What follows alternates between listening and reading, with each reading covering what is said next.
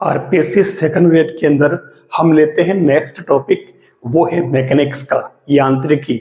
देखिए यांत्रिकी के अंदर जो डायनेमिक्स का पार्ट है, स्टैटिक्स का पार्ट से जो भी जितना भी है, मैं उसमें से आपके मेन जो पार्ट जो एग्जाम में आने वाले हैं, जिनसे क्वेश्चन बन सकते हैं, मैं वो ले रहा हूँ। बिल्कुल एक क्विक रिवीजन के तौर पर, ज्यादा समय में आपका नहीं लूंगा। देखिए यहाँ मैंने लिख दिया है समतली बल, यानी मूल रूप से समतली बलों का संयोजन वाला पार्ट, जिससे हमेशा इसने एक या दो क्वेश्चन बनाए हैं। अब क्वेश्चन करने के लिए पहले जरूरी चीजें हमारे पास क्या होनी चाहिए, बहुत बिल्कुल बेसिक्स है, ठीक है, ज्यादा भी नहीं।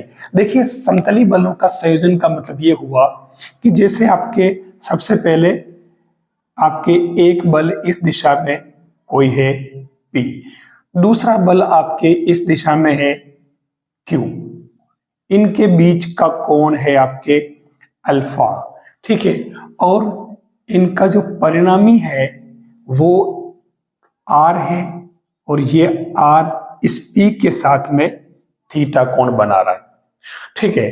अब जैसे ये मिल जाते हैं, एक तरह से बलों का समांतर चतुर्भुज नियम कहते हैं, जिसको अपन पैरेलल लॉ ऑफ फोर्सेस।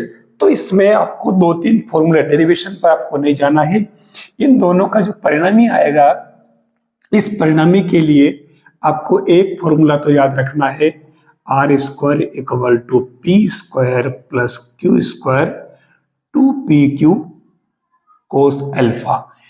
यानी ये तो परिणामी का रिजल्टेंट फोर्स से आर निकालने के लिए फॉर्मूला यूज करोगे।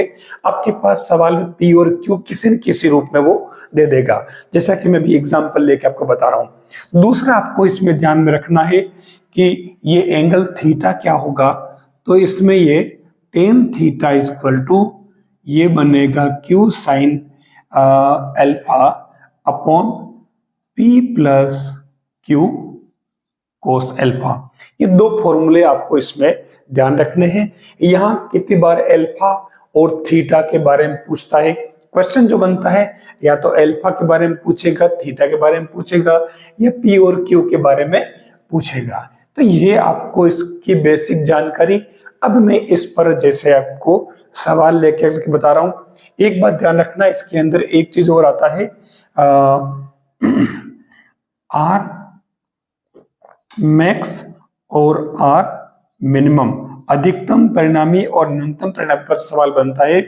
तो अधिकतम परिणामी जो बनता है वो अगर आप इसमें अल्फा इक्वल टू 0 कर दें, तो ये बन जाएगा आपके P प्लस क्यू, जो अधिकतम परिणामी है, एट अल्फा इक्वल टू 0। और जब अल्फा इक्वल टू आपके पाई है, ध्यान रखना, तब ये आर मिनिमम हो जाएगा P माइनस क्यू। अधिकतम और न्यूनतम परिणामी आपको ये ध्यान में रखने पड़ेंगे। ये इसके अंदर तीसरी बात आ गई। अब चौथी बात जो आती है, इन्हीं पर देखिए सवाल इन्हीं में इर्द गिर्द घूमते हैं।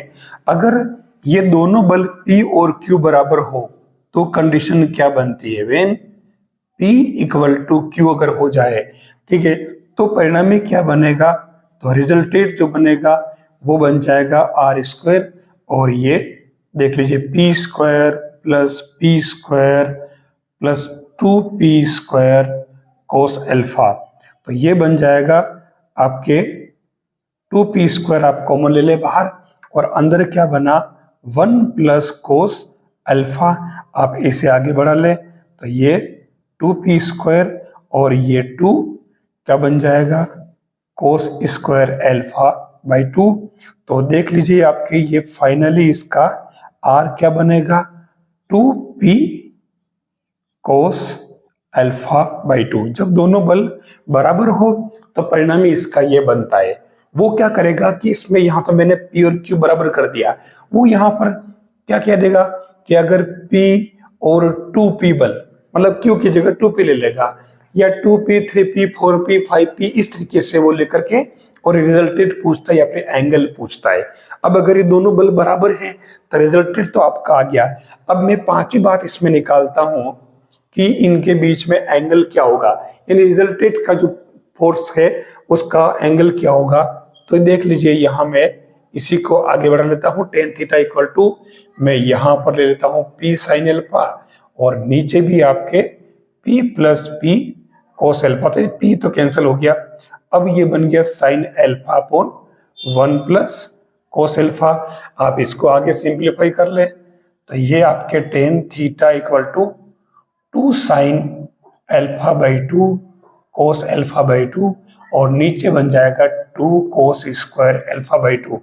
तो देख लीजिए ये क्या बना, टेन थीटा इक्वल टू कोस से कोस कैंसिल, 2 से 2 कैंसिल, तो ये हो गया टेन एल्फा बाई 2, यानी कि थीटा इक्वल टू आ जाएगा एल्फा बाई 2।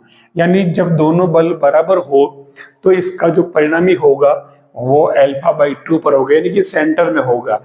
तो वैसे भी ये सब निकाल के देखना भी क्या, माइंड अगर लगाएं तो दोनों बल अगर बराबर हुए तो रिजल्टेंट सेंटर में ही होगा ना।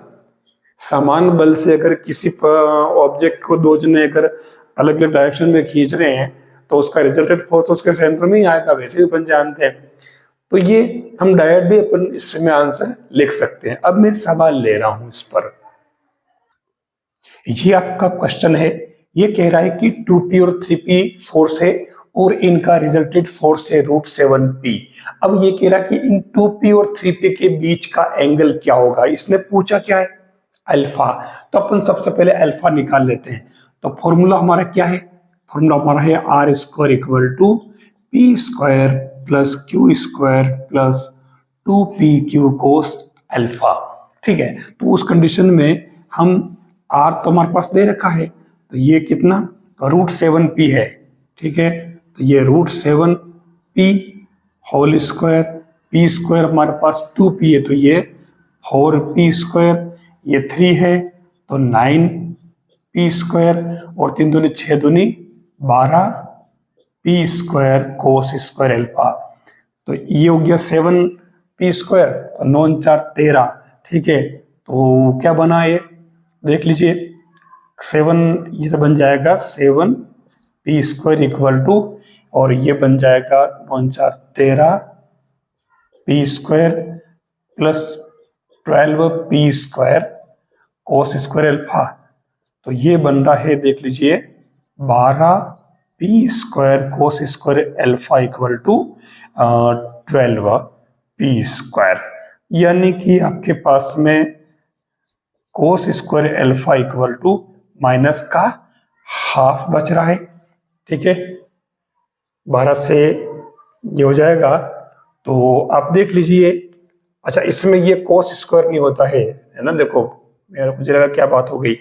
तो ये कोस अल्फा आपके कितना आ जाएगा, ये इसका मतलब ये हुआ कि अल्फा इक्वल टू आपके 120 डिग्री, यानी कि जो दोनों फोर्स है हमारे ये इस तरीके से, ये कौन सा 2p और 3p, तो इनके बीच का जो एंगल है वो कितना आ रहा है 120 डिग्री। हमारे को यही पूछा है।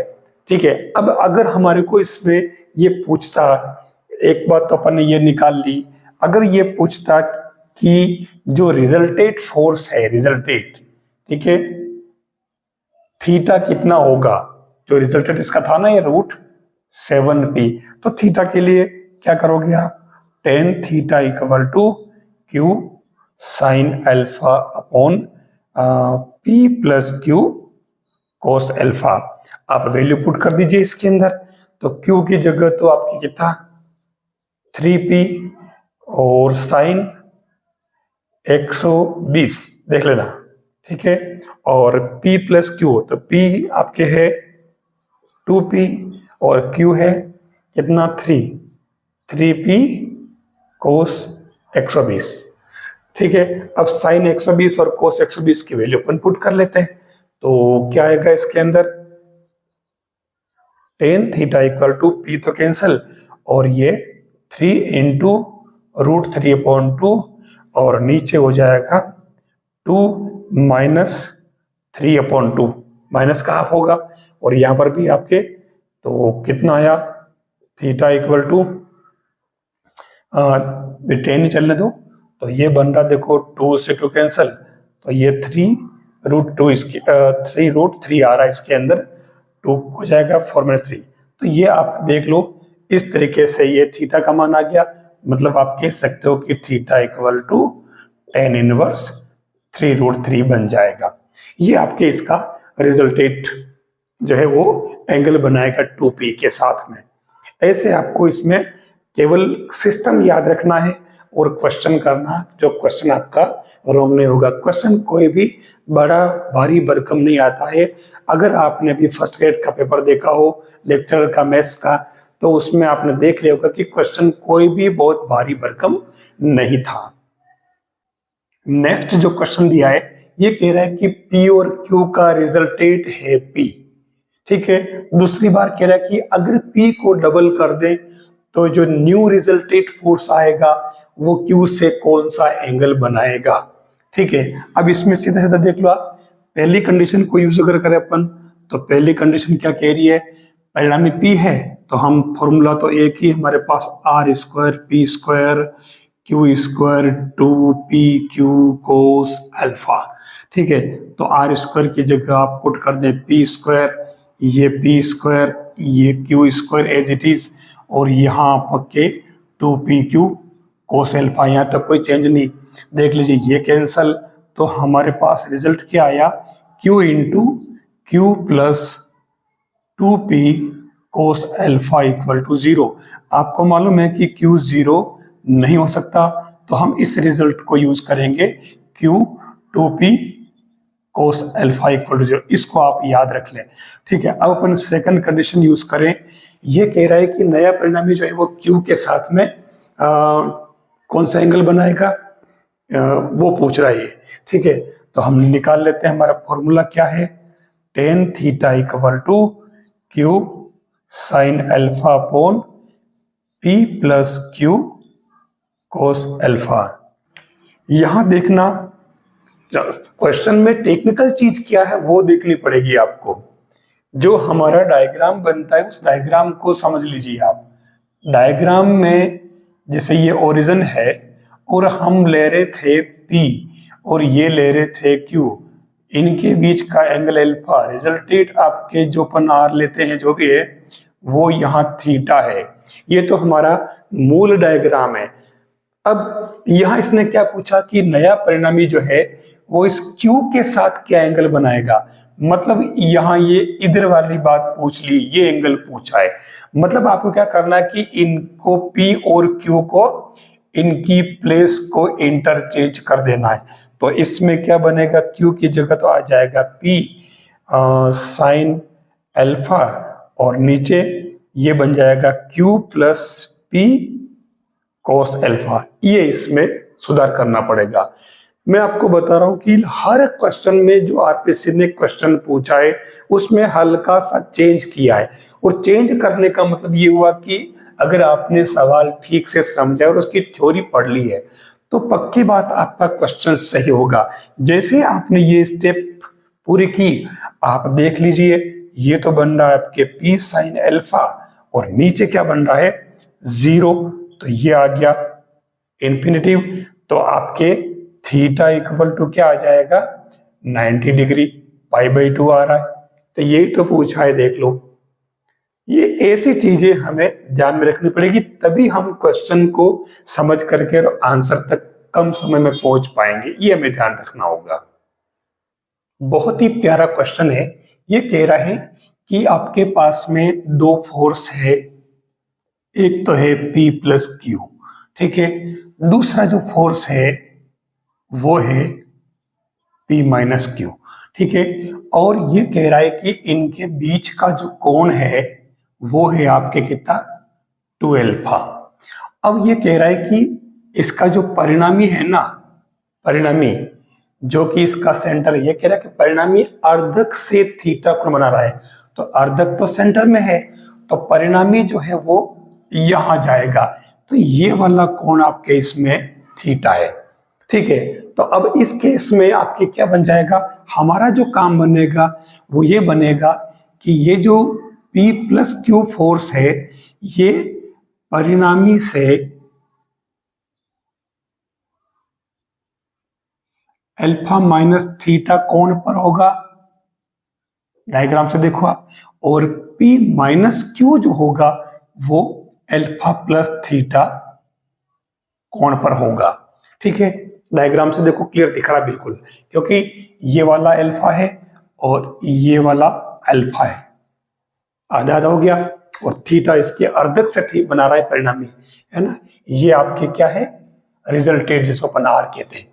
तो अब इस केस में हमें करना कुछ नहीं है, हमें डायरेक्ट साइन फॉर्मूला अप्लाई करना है।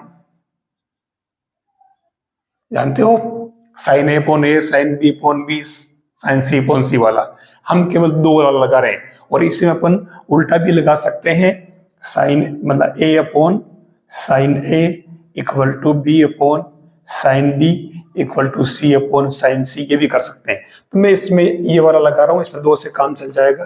तो ये सीधा सीधा आप देख लो, इसमें ये बनेगा आपके P plus Q upon sine alpha plus theta और P minus Q upon sine alpha minus theta.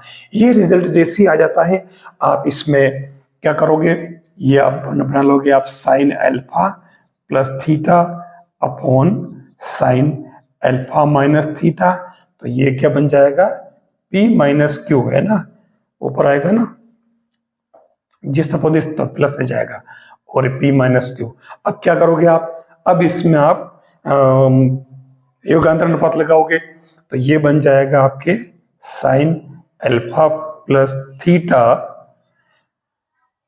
Plus sine alpha minus theta upon sine alpha plus theta minus sine alpha minus theta. Same इसी को कर लीजिए। तो इधर क्या बनेगा, इधर बनेगा P plus Q upon P plus Q minus, ऊपर प्लस किया तो प्लस कर लो, P माइनस क्यू, और ये माइनस की क्यू और ये प्लस क्यू। तो इसमें Q से Q कैंसिल और ये P से P कैंसिल, तो ये क्या बना आपके 2P अपॉन 2Q। तो ये बन गया आपके P अपॉन Q। यहां आपको क्या करना है, sine C plus sine D और sine C minus sine D वाला फॉर्मूला अप्लाई करना है। फॉर्मूला तो आपको याद ही होगा, मैं इसमें पूरा फॉर्मूला अप्लाई करूंगा।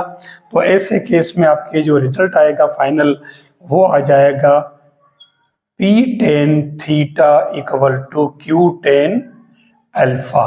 ये रिजल्ट आएगा जो आपके इसमें दे रखा है। अब मैं आपको एक बात बताना चाहूंगा कि ये क्वेश्चन तो एक मानक रिजल्ट है, लेकिन आरपीसी में क्या कि सिस्टम इस क्वेश्चन ऐसा हो गया है कि क्वेश्चन में कुछ वो फेरबदल कर दे, हेर फेर करे। तो वो हेर फेर क्या करेंगे जो बताता हूं मैं आपको। आप जो क्वेश्चन करते हैं, जैसे यहाँ P tan theta Q tan alpha, ये तो मानक result P plus Q P minus Q two alpha से आया।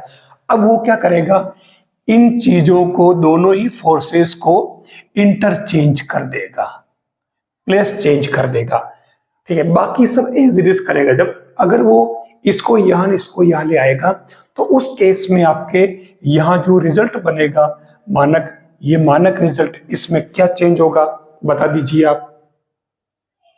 कुछ नहीं करना है, ये इसमें चेंज होकर के नहीं, ये P tan थीटा की जगह अल्फा हो जाएगा, न Q tan थीटा बन जाएगा। ये रिजल्ट चेंज हो जाएगा। तो जो क्वेश्चन आप करते हो, ये मानक रिजल्ट याद रखने के साथ में उसमें वो क्या फेरबदल कर सकता है, ये आप उसमें करने की, समझने की कोशिश करो, ताकि आप वहां क्वेश्चन कर सको। देखिए छोटा सा क्वेश्चन है, बिल्कुल टेक्निकल। यहां पहली कंडीशन में कह रहा है कि P और Q दो ऐसे बल है जिसमें उनका रिजल्टेंट R है, और ये R फोर्स जो है वो P के साथ में थीटा एंगल बना रहा है, ठीक है। तो हम एक काम करते हैं, इसमें सीधा चेंज कर लेते हैं, डायग्राम बना लेते हैं इसका। देखो ये आपके, और इसको अपन ले लेते हैं P, और उस कंडीशन में इसको मैं O ले लेता हूं, और ये बन जाएगा आपके Q, ठीक है। अब ये कह रहा कि इनका परिणामी जो है वो R है, ठीक है। तो परिणामी अपन इसमें मान लेते हैं ये आपके R, ठीक है। अब परिणामी जो है P से थीटा कोण बना रहा है, ध्यान देना, ये कहा। अब ये कह रहा है, सेकंड कंडीशन लेते हैं, ये कह रहा है कि भाई P में अगर R जोड़ दिया जाए, थोड़ा छोटा कर लेता हूं मैं इसको, R जोड़ दिया जाए मतलब P प्लस R कर दिया जाए, तो अभी एक कंडीशन तो देखो ये बन रही है इस तरीके से, मैं इसको इस तरीके से ले लेता हूं। अब इसमें ये आपका P है, अब इसमें अगर R जोड़ दिया जाए, R या कोई नाम दे दो आप, A, ठीक है, B और C। अब R जोड़ने के बाद में जैसे ये R जोड़ा तो इसका मतलब यहां तक R है सपोज ये, तो ये वाला पोर्शन यहां पर से ये यूं का यूं इधर आप इसको आगे बढ़ा दीजिए, ठीक है, तो ये इस तरीके से ये बन जाएगा। तो ये R है तो ये भी R हो जाएगा, ये R है तो, ठीक है। तो अब ये कह रहा है कि इसका रिजल्टेंट जो बनेगा वो इससे मिलेगा, ये वाला होगा नया रिजल्टेंट R डेज मान लो। तो उस केस में आप अगर ध्यान से देखो तो ये जो साइड है ये भी R, ये भी R, तो ये एंगल और ये एंगल इक्वल हुआ, और ये अगर मान लो एंगल इक्वल हुआ, कोई भी नाम ले लो, तो उस केस में क्योंकि ये और ये पैरेलल है तो जितना ये होगा उतना यही होगा, एकांतर अल्टरनेट एंगल, ठीक है। तो साफ साफ क्लियर दिख रहा है आपके ये कि ये जो न्यू एंगल बनेगा वो क्या बन जाएगा, इसका हाफ, यानी कि θ/2 बन जाएगा इसमें। ये यहां समझने जैसी बात है, बिल्कुल टेक्निकल चीज है, इसमें कोई लंबा चौड़ा कैलकुलेशन आपको इसमें नहीं करना है। नेक्स्ट देखिए बहुत ही प्यारा क्वेश्चन, ये कह रहा है पहली कंडीशन में कि P और Q का रिजल्टेंट R है, तो अपन पहली कंडीशन को इसमें यूज करें तो अपन कर लेते हैं, माना कि P और Q के बीच जो एंगल है कोण, वो अगर अल्फा मान ले तो उस कंडीशन में आपके क्या बन जाएगा इक्वेशन, ये बन जाएगा R² equal to P² plus Q² plus 2PQ cos alpha, ठीक है। अब दूसरी कंडीशन आती है कि अगर ये इनकी दिशा बदल दी जाए, जैसे मान लो अगर पहले PO इधर जा रहा था और Q जो भी हो, लेकिन अब ये इनकी दिशा बदल दी जाए, ये यहां से Q इधर आ जाए, तो ये अल्फा क्या हो जाएगा, पाई माइनस अल्फा हो जाएगा। मतलब इसमें जो बनेगा न्यू रिजल्टेंट S² वो बनेगा P² plus Q² plus 2PQ कोस पाई माइनस अल्फा, और कुछ नहीं, ये चेंज हो रहा है।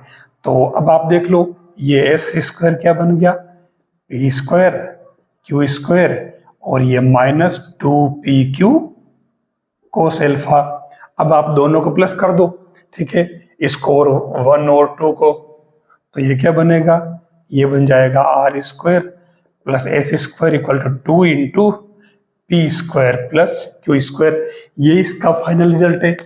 तो अब इस क्वेश्चन को वो कितने तरीके से पूछ सकता है जो समझिए, यहाँ हो सकता है, यहाँ तो जैसे देखो ये से पूछ रहा है कि R² प्लस S² या कौन सा रिजल्ट सही होगा, लेकिन वो इस क्वेश्चन को पूछ सकता है, यहाँ वो लेमड़ा डाल देगा और वो कहेगा कि लेमड़ा की वैल्यू क्या होगी, या हो सकता है वो इसमें दिशा बदलने के बजाय वो यहाँ पर कुछ ऐसे दे देवे, कोई एंगल दे दे कि पहले इस एंगल पर था अब इस एंगल पर है, तो उस समय इनका जो पूरा कॉन्फ़िगरेशन बदल जाएगा, लेकिन होगा वो कहीं ना कहीं इन्हीं फॉर्मूले से। अगर ये दोनों यूज नहीं हुए तो एंगल वाले यूज हो जाएंगे, कौन से वाले, tan θ equal to Q sin alpha upon P plus Q cos alpha. तो ये इस तरीके के सवालों पर फोकस करना है, कोई भी भारी भरकम क्वेश्चन नहीं आते। हो सकता है वो यहाँ पर वो कोई वैल्यूज दे दे इनकी क्या, या हो सकता है वो इनमें P और 2P 3P ऐसे सेम फोर्स कर दे, तो कुल मिलाकर के वो इन्हीं में वो कुछ गालबेल करता है, आगे पीछे करता है और उसका रिजल्ट चेंज हो जाता है। कॉन्सेप्ट आप समझ लीजिए, आपके इस मैकेनिक्स के क्वेश्चन सही हो जाएंगे। देखिए नेक्स्ट जो क्वेश्चन है मैकेनिक्स में, वो कह रहा है कि दो फोर्स है P और Q और उनका रिजल्टेंट ये होगा 2m + 1 √P² + Q², जबकि इनके बीच का एंगल अल्फा है। और दूसरी बार में वही फोर्स P और Q है, उनका रिजल्टेंट चेंज हो जाएगा, प्लस की जगह माइनस बन जाएगा, 2m minus 1 root P square plus Q square बन जाएगा। और ये कब? जब उनके बीच में एंगल 90 माइनस अल्फा हो। अब देखिए इसमें कुछ भी नहीं है, थोड़ी सी कैलकुलेशन, जो फॉर्मूले आप जानते हो वही फॉर्मूले हम इसमें यूज कर रहे हैं। तो देखिए मैं पहला जो क्वेश्चन है, मतलब पहला जो रूल्स दे रखा है मैं उसको यूज कर रहा हूं।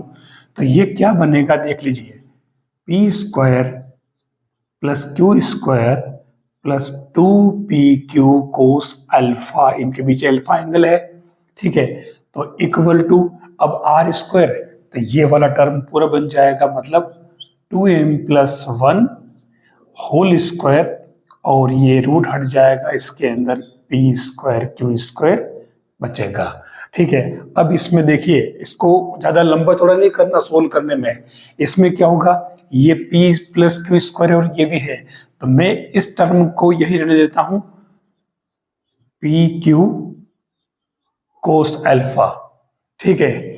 और ये जो टर्म है आपके P square plus Q square as it is, मतलब इसको पूरे को मैं इसमें माइनस में ले आता हूं, और ये बन जाएगा 2m प्लस 1 होल स्क्वायर और P square plus Q square, ठीक है। अच्छा, एक बात मैं बताना भूल गया था, इसमें जो दे रखा था इसने, तो फिर फाइंड क्या करना, फाइंड इसमें ये करना है कि आपको m माइनस 1 और m प्लस 1 का रेशो क्या होगा ये बताना है। वैसे क्वेश्चन अगर आपने इसके कर रखे होंगे तो ये क्वेश्चन आपको याद आ गया होगा कि इसके आंसर क्या होंगे, फिर भी अपन करके देख रहे हैं, ठीक है। तो अब देखिए यहां क्या बनेगा, सेम मैं इसे आगे बढ़ा लेता हूं, तो P square plus Q square तो कॉमन आ जाएगा, और अंदर क्या बचा, 2m plus 1 whole square minus 1, ये आपके P square plus Q square, और अंदर आप फैक्टर कर लो और भले खोल लो होल स्क्वायर चाहो तो ये चलो खोल लेते हैं, 4m square plus 4m plus 1 minus 1, तो ये क्या बना, P square plus Q square, और सेम ये तो कैंसिल, और इसमें आपके ये 4m तो कॉमन आ जाएगा, तो ये क्या बचा आपके m प्लस 1, ठीक है। इस टर्म को आप यही छोड़ दें, फिर ऐसे ही सेम आप सेकंड पार्ट ले लें, तो सेकंड पार्ट जब लेंगे इसमें तो ये बनेगा आपके P square plus Q square plus 2pq कोस 90 माइनस अल्फा। आप इसको यहाँ साइन कर सकते थे पहली स्टेप में ही, लेकिन मैं थोड़ा सा डायरेक्टली करूं हर स्टेप, नहीं तो चक्कर पड़ जाएगा। P square plus Q square हट जाएगा रूट, देखिए ये बन गया आपके क्या, P square Q square 2pq, और ये क्या बन जाएगा, साइन अल्फा।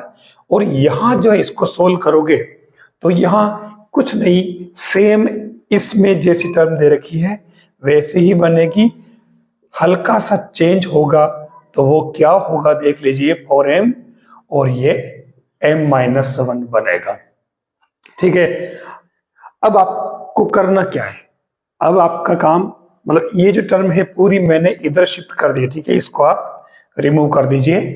तो अब आपके पास में जो फाइनली ये एक तो टर्म आई है और एक ये आई, आप इसको क्या करोगे, डिवाइड कर दीजिए, और डिवाइड करोगे तो ये क्या बनेगा आपके, देखो 2pq कोस अल्फा और 2pq साइन अल्फा, तो ये ले लो ना आप, 2pq साइन अल्फा और 2pq कोस अल्फा, तो देख लो उधर आपके क्या बचा, -1 अपॉन m प्लस 1, तो ये क्या बन गया आपके, tan alpha equal to m minus 1 upon m plus 1। ये रिजल्ट आपको याद आ गया होगा, तो आप देख लीजिए m माइनस 1 और m प्लस 1 की का जो रेशो है वो क्या आ जाएगा, tan अल्फा, ठीक है, मैंने ही इस क्वेश्चन को चेंज किया है, बाकी आपके बुक में यही आएगा कि सिद्ध करो कि tan alpha equal to m minus one m+1। अब मैं आपको एक बात कहना चाहूंगा, काफी कमेंट भी आते हैं कि आरपीएससी ने पैटर्न बदल दिया है, अब कोई स्ट्रेटेजी काम नहीं आएगी। अभी कोई साथी कर रहे थे, मैं बता रहा हूँ कि स्ट्रेटेजी की बात नहीं है। मैं आपको ये बताना चाहूंगा कि जो क्वेश्चन दे रखे हैं वो क्वेश्चन जो बुक्स में है, उन बुक्स के क्वेश्चंस में वो थोड़ा सा हेर फेर करके और वो आगे पीछे कर देता है। अब दिक्कत क्या है कि हम कुछ बहुत सारे टीचर्स ऐसे हैं जो मानक रिजल्ट को याद रखने के लिए कहते हैं कि अगर ऐसा सवाल आए तो इसका रिजल्ट याद रखें, इतना लंबा चौड़ा आपको वहां हल करने की जरूरत नहीं। ये बात सही है कि हल करने की जरूरत नहीं है, लेकिन हमें हल करना आना भी चाहिए, प्रैक्टिस हमारी होनी चाहिए। क्योंकि अभी अभी एक कोई एग्जाम था, इसी में शायद सेकंड ग्रेड था उसका, अपने संस्कृत वाला, या कोई फर्स्ट ग्रेड था इसके पीछे वाला, पिछला वाला, अभी जो हुआ 23 जून वाला वो नहीं। तो उसमें इसने क्या किया कि यहाँ तो मानक रिजल्ट अगर आप ये याद कर लेते, वहां उसने क्या किया था कि इस प्लस को और इस माइनस को उसने बदल दिया। मतलब यहाँ तो माइनस कर दिया और यहाँ प्लस कर दिया, मतलब रिजल्टेड चेंज कर दिए। अल्फा कोण पर माइनस कर दिया और इसकी जगह प्लस कर दिया। अब हम मानक रिजल्ट तो ये से याद रखेंगे और वहां आपको ऑप्शन ये मिलेगा, लेकिन जब इसने m-1/m+1 का मान पूछा है तो ठीक है tan अल्फा, लेकिन यहाँ ये उल्टा कर देगा अगर, तो फिर वो कोट अल्फा बन जाएगा। तो यहाँ पर भी हमारे m-1 m+1 की रेशो की जगह m+1 m-1 रेशो बन जाएगा। तो कहने का अर्थ है कि इसी में वो जो चेंज करता है उस चेंज को ध्यान रखना पड़ेगा, तभी आप उस क्वेश्चन में आंसर तक पहुंच पाओगे, मेरा ये कहना है। अगला क्वेश्चन देखिए क्या कह रहा, ये कह रहा है कि P और Q दो फोर्स है और इनका रिजल्टेट R है। दूसरी केस में कह रहा है कि P तो वही रहे लेकिन आपके Q को डबल कर दिया जाए तो उस केस में आपका रिजल्टेट भी डबल हो जाएगा, परिणाम भी डबल हो जाएगा। और तीसरे केस में कह रहा है कि P वही रहे लेकिन Q की अगर डायरेक्शन चेंज कर दी जाए तो उस केस में भी रिजल्टेट जो है वो डबल हो जाएगा। ये तीन कंडीशन दे रखी है, आपको P, Q और R का रेशो बताना है। देखिए हम सबसे पहली जो कंडीशन लेते हैं, पहली कंडीशन क्या कह रही है, ये कह रही है कि R square equal to P square plus Q square plus 2PQ cos alpha, angle में कोई फर्क नहीं पड़ रहा है। ठीक है, दूसरी कंडीशन जो कह रहा है, ये कह रहा है कि यहां तो P स्क्वायर ही है लेकिन Q को डबल कर दिया तो ये 4Q स्क्वायर और प्लस यहां पर भी 4Q PQ कोस अल्फा हो जाएगा, और यहां आपके R डबल कर दिया तो ये 4R स्क्वायर हो जाएगा।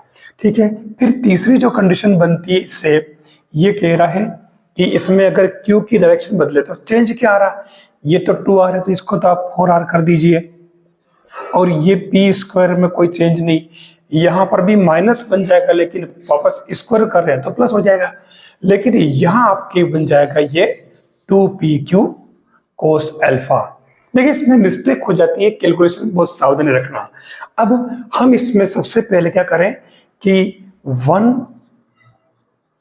+ 2 कर लेते हैं, 2 क्या 3 कर लेते हैं, 1 + 3। ठीक है, तो उस केस में देखो 4 और 1, ये तो क्या बन गया आपके 5R स्क्वायर, और इधर आपके P स्क्वायर और P स्क्वायर 2P स्क्वायर, और ये 2Q स्क्वायर बन जाएगा। दोनों PQ वाली टर्म जो है कैंसिल हो जाएगी, तो इसे आप फाइनली ऐसे लिख लें 2P square plus 2Q square minus 5R square equal 0। इसको तो आप मान ले इक्वेशन नंबर A।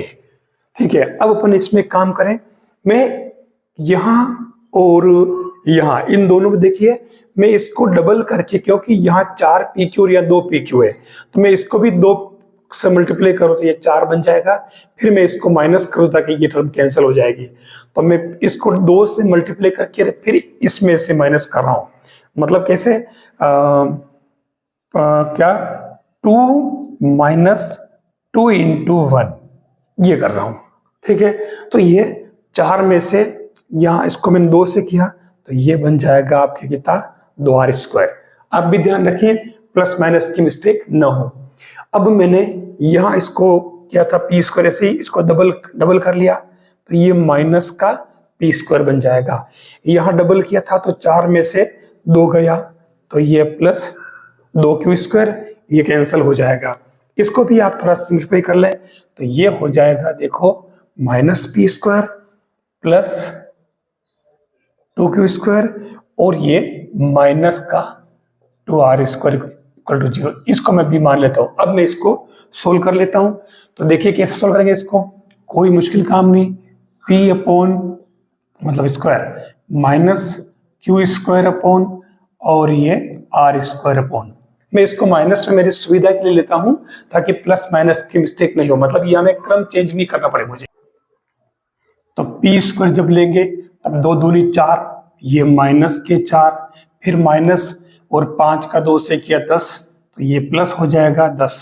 फिर q² लेंगे तो 2 का 2 से करो तो -4 माइनस, फिर ये इसका इससे ये 2 और 2 का, ठीक है। तो इसे 5 का इससे करो तो माइनस माइनस प्लस, ठीक है, और फिर माइनस हो जाएगा फॉर्मूले का। फिर लास्ट में r लेंगे तो r के लिए 2 दूनी 4 माइनस 2 यानी कि प्लस का 2। तो देख लीजिए ये p² upon 6 minus q² upon 9 और r² अपॉन 6, तो माइनस माइनस प्लस। तो देख लीजिए ये 3 से काट दो इसको, p² अपॉन 2 q² अपॉन 3 और r² अपॉन 2। तो देख लीजिए p/q/r इक्वल टू क्या आया, √2 √3 √2, ठीक है। यानी ये पैटर्न समझ में आ जाता है तो इसमें वो कोई भी चेंजेस भी अगर कर दे तो हम उनमें क्वेश्चन कर सकते हैं। हर रिजल्ट को भी हम याद रख पाए ये पॉसिबल नहीं है। पैटर्न समझ में आना जरूरी है, फॉर्मूले याद होना जरूरी है, और करते क्या है वो भी आना जरूरी है, ये भी ध्यान रखना है। इसके जस्ट पहले अपन ने लिया था बलों का कॉम्बिनेशन यानी कि संयोजन, जिसमें मैंने पैरेललोग्राम्स लॉ को यूज किया और उसमें मैंने क्वेश्चंस लिए। लेकिन अब मैं बात कर रहा हूं उन्हीं बलों यानी फोर्सेस P और Q का रिजोल्यूशन, वियोजन करें तो उनके घटक क्या बनेंगे। देखिए 2 बल P और Q है आपके पास में, एक फोर्स P दूसरा Q और इनका रिजल्टेड फोर्स है R। अगर हम डायग्राम से इसको देखें तो अगर एक बल इस दिशा में है P पर, ठीक है, और दूसरा बल जो है आपके ये इसी तरीके से Q इस डायरेक्शन में है, और इनका जो रिजल्टेंट है R, ये रिजल्टेंट फोर्स जो है वो P के साथ तो बना रहा है आपके अल्फा कोण और Q के साथ बना रहा है बीटा एंगल। ये हमें इसमें समझना है। तो इस केस में अगर मैं इसे आगे बढ़ा दूं इस तरीके से, ठीक है, और ये बन जाए अगर एक पैरेललोग्राम, तो उस केस में आप देखना क्योंकि ये पैरेललोग्राम बन रहा है तो इस केस में इसमें P और Q क्या होंगे।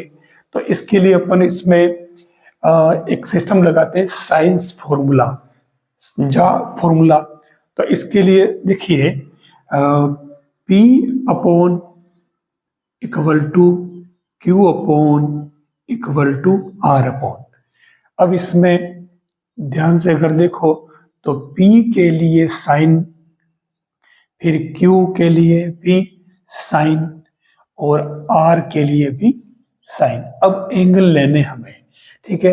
तो P की बात करेंगे तो P के लिए ये P के सामने वाला एंगल काम आएगा, ये सेम वैसा ही लांबी थ्योरम की तरह ही है लगभग। तो इसमें ये अगर बीटा है तो ये भी आपके बीटा बन जाएगा, तो उस कंडीशन में ये हो जाएगा बीटा। और अगर Q की बात करें तो Q के लिए सामने का कोण ये हो जाएगा अल्फा, तो ये हो जाएगा साइन अल्फा। और R के लिए ले तो R के लिए ये कोण कौन सा होगा, ये कोण होगा पाई माइनस अल्फा प्लस बीटा। तो एक तरह से ये साइन पाई माइनस में करोगे तो ये अल्फा प्लस बीटा ही रहेगा, क्योंकि sine pi minus alpha plus beta sine ही होता है बस। तो ऐसे कंडीशन में देखिए हमारे पी जो एंगल बना वो क्या बन जाएगा, वो बन जाएगा R sine beta upon sine alpha plus beta, और क्यू क्या बन गया, R sine alpha upon sine alpha plus beta. इस डायग्राम और इन दोनों फॉर्मूलों के बेस पे हम सवाल कैसे बनते हैं वो सवाल ले लेते हैं। अब इसमें ज्यादा और कुछ भी नहीं है, डायरेक्ट अपन सवाल पर आते हैं जो एग्जाम्स के अंदर पूछे जाते हैं। क्वेश्चन कह रहा है कि गिवन दिशा में 5 किलोग्राम भार का वियोजित भाग 4 है, एक डायरेक्शन कोई दे रखी है। ये कह रहा है कि उसके परपेंडिकुलर डायरेक्शन में उसी बार का यानी कि 5 किलोग्राम बार का वियोजित भाग क्या होगा। देखिए अभी जो थ्योरी पढ़ी अपन जस्ट पहले, उस थ्योरी को आप समझिए कि जैसे गिवन डायरेक्शन, जैसे एक फोर्स ये है और ये कह रहा है कि जो P था हमारा, P की इस परिणामी से जो एंगल अपन ले रहे थे अल्फा वो थीटा है, और परिणामी बल कह रहा है कि ये 5 kg है। ठीक है, अब ये कह रहा है कि इसके लंबवत दिशा में दूसरा जो हमारा बल क्या था वो Q था, लेकिन यह इसने Q नहीं पूछा। ये कह रहा है कि इस P की दिशा में जो ये दे रखा है 4 किलोग्राम, इस P के लंबवत दिशा में जो है वो वियोजित भाग पूछ रहा है। तो हम इसमें इस Q को यहाँ कुछ मान लेते हैं, इसने ये वाला पूछा है लंबवत दिशा में। तो अब यहाँ देखिए आप, इसने सबसे पहले आप इससे एक काम करिए, आप साइन थीटा निकाल लीजिए। साइन थीटा इक्वल टू क्या होगा, ये लंब जो भी होगा इसको अपन क्यू डेज मान लेते हैं। तो लंब है आपके क्यू डेज अपॉन कर्ण आपके दे रखा है 5, तो ये क्यू डेज इक्वल टू 5 साइन थीटा। हमें ये पूछा, यही मान निकालना है। इसके लिए हम एक काम करते हैं, कोस थीटा निकाल लेते हैं। तो कोस थीटा इक्वल टू ये आधार बटा कर्ण वाले नियम से, तो ये आपके कोस थीटा की वैल्यू आ गई। तो इस कोस थीटा से आप साइन थीटा निकाल लें, 1 माइनस कोस स्क्वायर थीटा, तो ये 1 माइनस आपके क्या हो गया 16/25। वैसे आपके क्लियर दिख रहा है, तो 4 5 है तो क्लियर आ रहा है कि 3। ठीक है, तो ये यहाँ पर साइन थीटा क्या आ जाएगा आपके कितना 9/25। तो इससे आपके साइन थीटा क्या आ गया 3/5। ये वैल्यू आप यहाँ पुट कर लें, तो ये क्यू डेज इक्वल टू हो जाएगा 5 इंटू 3/5।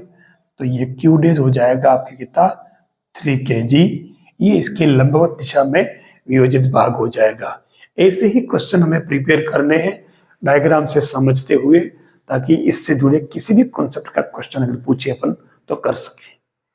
मैंने बताया ना, पहला जो टॉपिक था वो दो बलों P और Q का संयोजन था। तो यानी उसके अंदर अपन दो बल P और Q दोनों दे रखे थे और हम इससे इनका परिणामी निकाल रहे थे।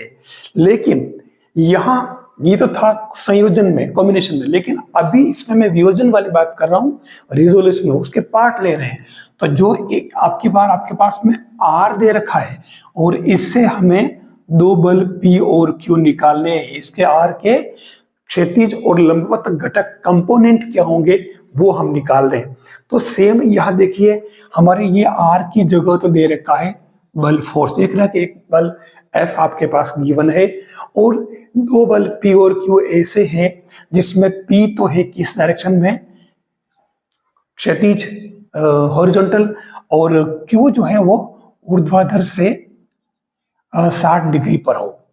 ठीक है, अब तो इसमें डायग्राम क्या बनेगा, देखिए डायग्राम बनाते अपन। एक बल तो सीधा सीधा कह रहा है कि यह क्षैतिज है P, और दूसरा बल जो है जो ऊर्ध्वाधर दिशा है ये वाली 90 डिग्री, इससे ये 60 डिग्री पर है। ठीक है, तो ये आपको फाइंड करना है। ये 90 डिग्री दे रखा है, ठीक है। तो कहने का मतलब ये जो बल है वो आपके क्या हुआ, P हुआ। तो इस F हो गया, इस F के P और Q दोनों ही वियोजित भाग है। अब हम इसमें उसी अभी जो अपन ने यूज किया वही फॉर्मूला यूज कर लेते हैं। तो इसमें आप देख लीजिए P के लिए क्या बनेगा, P इक्वल टू हमने पढ़ा ना अभी, R sine beta upon sine alpha plus beta. तो P निकाल लेते हैं, R तो आपके क्या हो गया F, और साइन बीटा की बात कर रहा तो साइन बीटा 60 हो जाएगा।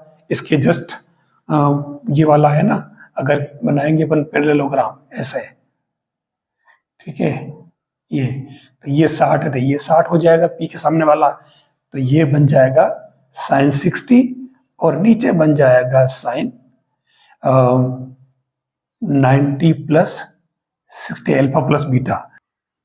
तो ये आपके P इक्वल टू हो जाएगा F और साइन 60 इट मीन्स √3/2 और नीचे बन जाएगा आपके क्या कोस 60, ठीक है। तो ये आपके P क्या आ जाएगा F √3/2 और 1/2। तो ये P आ जाएगा आपके √3F। सेम ऐसे अपन डायग्राम से Q निकाल लें तो Q इक्वल टू हो जाएगा F साइन 90 और नीचे कोई फर्क पड़ेगा ही नहीं, सेम वही टर्म रहेगी 90 प्लस 60, Q इक्वल टू F1 और नीचे cos 60 यानी कि 1/2। तो ये बन जाएगा आपके 2F इस तरीके से। तो आपके फाइनली दोनों ही जो फोर्स क्या है Q और P तो आ गया आपके √3F और Q आ जाएगा 2F। ये दोनों क्या है, एक फोर्स F के वियोजित भाग, कंपोनेंट जो कहते हैं ना अपन कंपोनेंट, वो कंपोनेंट इसके हो जाएंगे। देखिए हमने एक बार थ्योरी ठीक से पढ़ ली, उस थ्योरी के बेस पे क्वेश्चन की लैंग्वेज से कितना कुछ क्लियर बन रहा है। क्वेश्चन जैसा कह रहा है कि मेन फोर्स है आपका F, अब इसकी वियोजित भाग की बात कर रहा है। वियोजित भाग अपन हमेशा ही P और Q ले रहे हैं।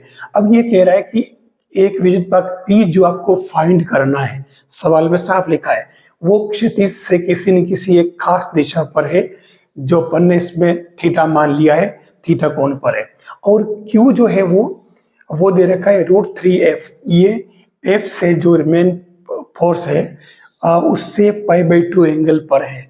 हमें P और इस थीटा दोनों को निकालना है। मतलब ये हो क्या रहा है, इसने कहा है कि ये डायरेक्शन है आपकी P की जो फाइंड करना है, ठीक है। और इसमें मैं ले लेता हूं इस तरीके से, ये आपके दे रखा है F, ठीक है, और ये इस F से ये P की जो दिशा है वो थीटा है जो फाइंड करनी है, ठीक है। फिर इसने कहा कि ये √3F जो है इस F से बिल्कुल लंबवत है 90 डिग्री पर, तो इसको आप लिख दे √3F, ठीक है। अब यहां पर आपको क्या क्या दो चीज निकालनी है, एक तो P और Q, थीटा दिशा निकालनी है। तो अपन सबसे पहले एक काम करते हैं, जो अपन ने फॉर्मूला लिया है, हमारे P का फॉर्मूला क्या था, नंबर 1 ले लेते हैं। P इक्वल टू था R sine beta upon sine alpha plus beta, ठीक है। तो यहाँ देखिए मैं इसी में आगे बढ़ लेता हूं भली। R तो है आपके क्या F और साइन और बीटा, बीटा क्या आपके 90 डिग्री है ना, ये अल्फा था ये बीटा था, तो बीटा सामने इसके सामने वाले लेते हैं ना अपन इस तरीके से पैरेललोग्राम। तो ये इस P के लिए ये वाला एंगल काम आएगा और ये एंगल इट मींस ये हो गया, तो ये 90 हो जाएगा आपकी एक तरह से, है ना। तो इसलिए मैंने इसको लिख दिया π/2 और नीचे बन जाएगा साइन π/2 प्लस थीटा। तो ये हो गया P equal to F sine π/2 तो हो गया 1 और नीचे क्या बन जाएगा, साइन की जगह अपन लिख देते हैं कोस थीटा, ठीक है, जो हमें फाइंड करना है, ठीक है। तो ये F अपॉन में इसको कोस थीटा रहने देता हूं, पढ़ा रहने दो। अब दूसरा जो हमारे क्या था Q, तो Q इक्वल टू था हमारे R साइन अल्फा, ठीक है ना, इसको अल्फा कर दे सही ढंग से, अपॉन नीचे जो है सेम बैठेगा ये साइन अल्फा प्लस बीटा, तो ये आर तो हो जाएगा एफ, और साइन अल्फा इसकी जगह क्या है, ये इसके लिए, तो ये हो जाएगा आपके क्या, साइन थीटा, और नीचे आपके क्या बन जाएगा, ये कोस थीटा। ठीक है, अब आपके पास क्यू गिवन है, देख लीजिए ये बन गया आपके क्या एफ, और ये टेन थीटा, और क्यू आपके पास में गिवन है, तो ये एफ टेन थीटा किसके इक्वल हो गया, √3f, एफ से एफ कैंसल, तो ये आपके tan theta equal to √3, it means theta equal to कितना, 1060 यानी π/3 आ गया।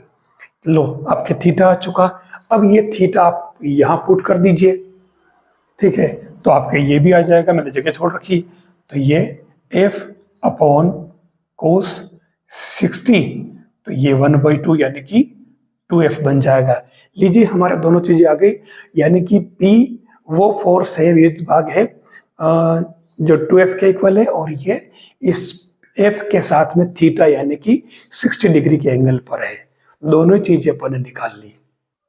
लीजिए आपका नेक्स्ट जो क्वेश्चन है लगभग जैसा पहले अपन देखा वैसे लग रहा है, यहाँ पर वही सिस्टम है, जो मेन फोर्स R मान लिया इसने, और ये कह रहा है कि P का जो परिमाण है वो 2R है, और वो 60 डिग्री एंगल पर है, इससे इस R से, और Q आपको फाइंड करना है, और Q की डायरेक्शन भी आपको फाइंड करनी है। कैसे, जैसे आप देख लीजिए ये आपका डायग्राम, और इसमें आपके ये P अपन ने लिया, तो P दे रखा कितना 2R, और ये आपके इसकी मेन जो है फोर्स R, जिसका अपने को रिजोल्यूशन करना है, तो जिसका एक रिजोल्यूशन पार्ट है 2R, और ये बना रहा कौन सा एंगल, ये बना रहा है 60। अब दूसरा आपको जो फाइंड करना है वो इस तरीके से बना लेता हूं मैं, इसको मैंने चलो Q ही रहने देता हूं मैं, ये Q, और इससे एंगल बना रहा है क्या, थीटा। ठीक है, मैंने पूरा पैरेललोग्राम नहीं बनाया है, तो अब आप इसमें देख लीजिए, एक एक काम कर लेते हैं अपन। सबसे पहले तो अपना जो फॉर्मूला था P equal to R sine beta upon sine alpha plus beta, तो देखिए P इक्वल टू क्या है 2R, ठीक है, इक्वल टू ये R, और ये इसमें साइन बीटा, तो इसके लिए जो एंगल है वो इसके ये वाला काम आएगा, तो ये थीटा उग जाएगा, और नीचे क्या बनेगा, साइन अल्फा प्लस बीटा, यानी कि 60 प्लस थीटा, ये इसमें बन जाएगा। तो ये आप देख लीजिए, R से R तो कैंसिल हो जाएगा, ठीक है, तो ये क्या बन रहे आपके sine theta equal to 2 sine, और ये 60 प्लस थीटा। देखिए अब मैं इसको यूनिक आप रिपोर्ट तरफ हो गया, मैं इसको यहाँ छोड़ रहा हूं, ठीक है।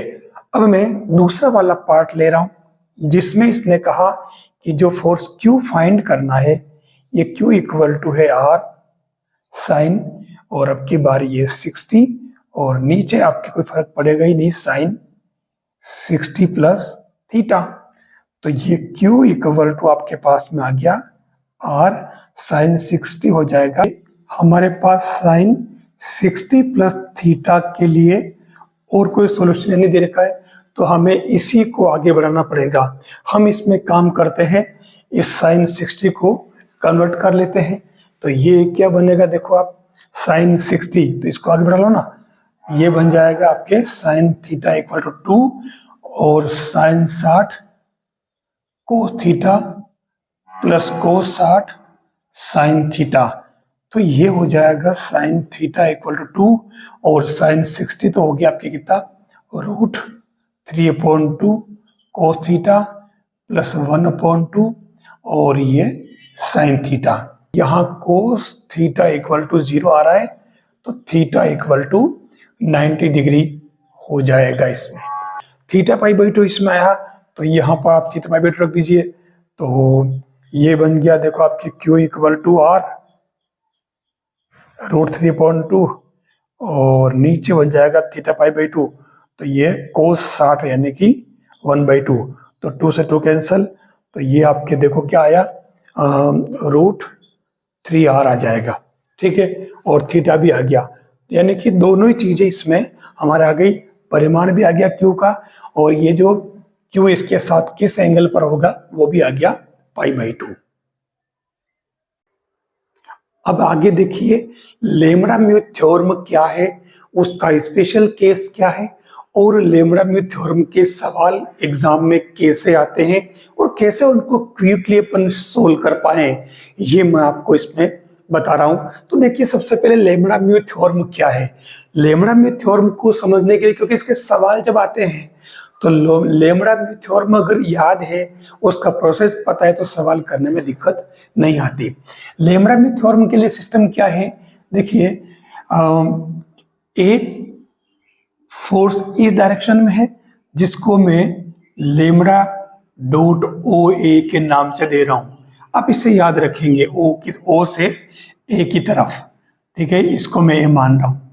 अब एक फोर्स में इधर ले रहा हूं जिसको मैं इसको बी ले लेता हूं, और ये कहलाएगा म्यू डॉट ओ बी, ठीक है। अब इस ए और बी को आप मिला दीजिए, और उस केस में यहां से इस ए बी पर एक पॉइंट सी ऐसा होगा कि यहाँ लेम्डा और ये म्यू रेशो में होगा, और ये ओ सी जो है ना, ये ओ सी डायरेक्शन में जो परिणामी फोर्स होगा वो इस डायरेक्शन में होगा, और वो कितना होगा, lambda plus mu into O C, ये इसका ओ सी डायरेक्शन में होगा, ठीक है। तो कुल मिलाकर रिजल्ट क्या बना, रिजल्ट ये बना कि lambda dot O A plus mu dot O B equal to lambda plus mu, जो कि रिजल्टेट है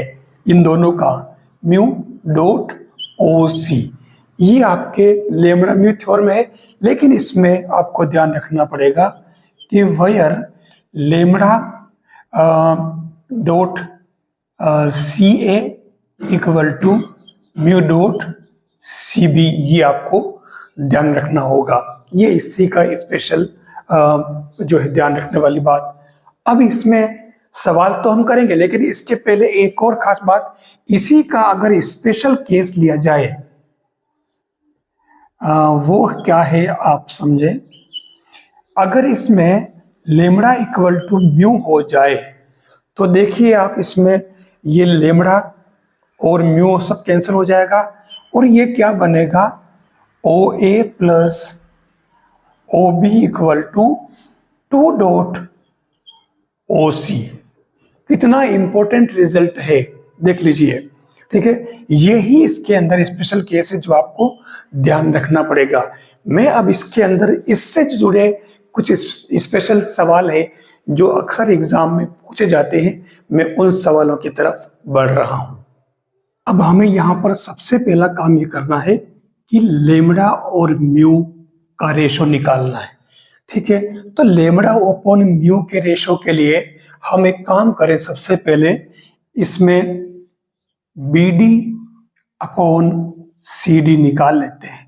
तो बी डी इक्वल टू क्या हो जाएगा, देखो बी डी अगर निकाले हैं तो ये 90 डिग्री है, तो यहाँ पर ये एंगल दे रखा है, देखो बी डी आधार है, तो यहाँ पर ये बनेगा कोस बी इक्वल टू आधार बी डी अपॉन कर्ण यानी कि ए बी, ठीक है। तो ये बी डी इक्वल टू क्या आ गया, ये आ गया ए बी कोस बी, ठीक है। और सी डी निकालेंगे ऐसे ही, तो सी डी इक्वल टू आ जाएगा आपके, जैसे ये भी है ना, वो ऐसे आ जाएगा ए सी सेक सी, ये बन जाएगा।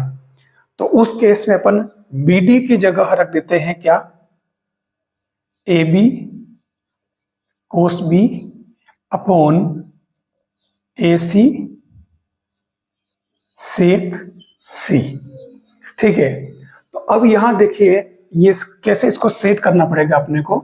तो ये सेट कैसे होगा, ये हो जाएगा हम इसको ले लेते हैं साइन सी, साइन क्या, सेक है ना,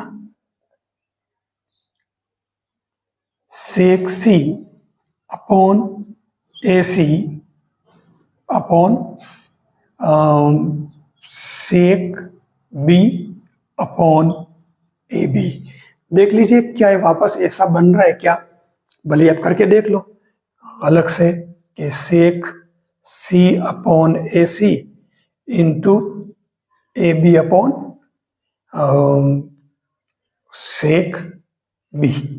तो ये वापस सेट हो रहा है क्या, ए बी कोस बी और ये अपॉन में हो जाएगा ए सी सेक सी बन रहा। देख लीजिए मैंने इसको जमा दिया है।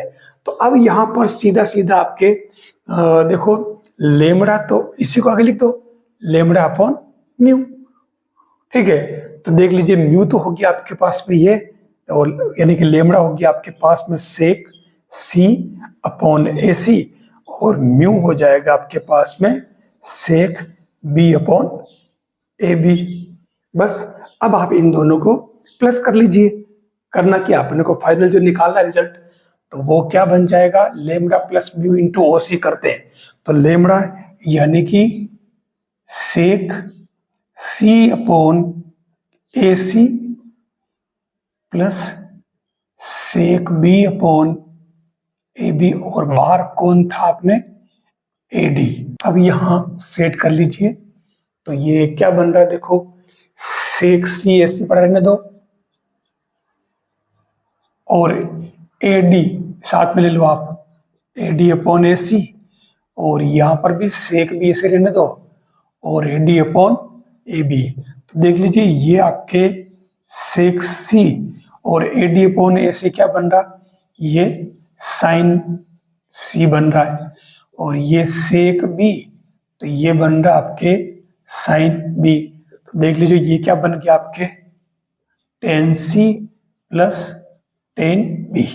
यही तो रिक्वायर्ड आंसर है जो आपके इस ए डी के एलोंग होगा। लेमड़ा म्यू थ्योरम का ही एक बहुत ही प्यारा क्वेश्चन ये कह रहा है कि एक चतुर्भुज है, सपोज मैं बना देता हूँ डायग्राम। जैसे चतुर्भुज कोई भी हो, स्क्वायर हो, वर्ग हो, इसमें सब कुछ भी नहीं कहा इसने। आप भले इसे चतुर्भुज में समकोण मान ले, कुछ भी मान ले।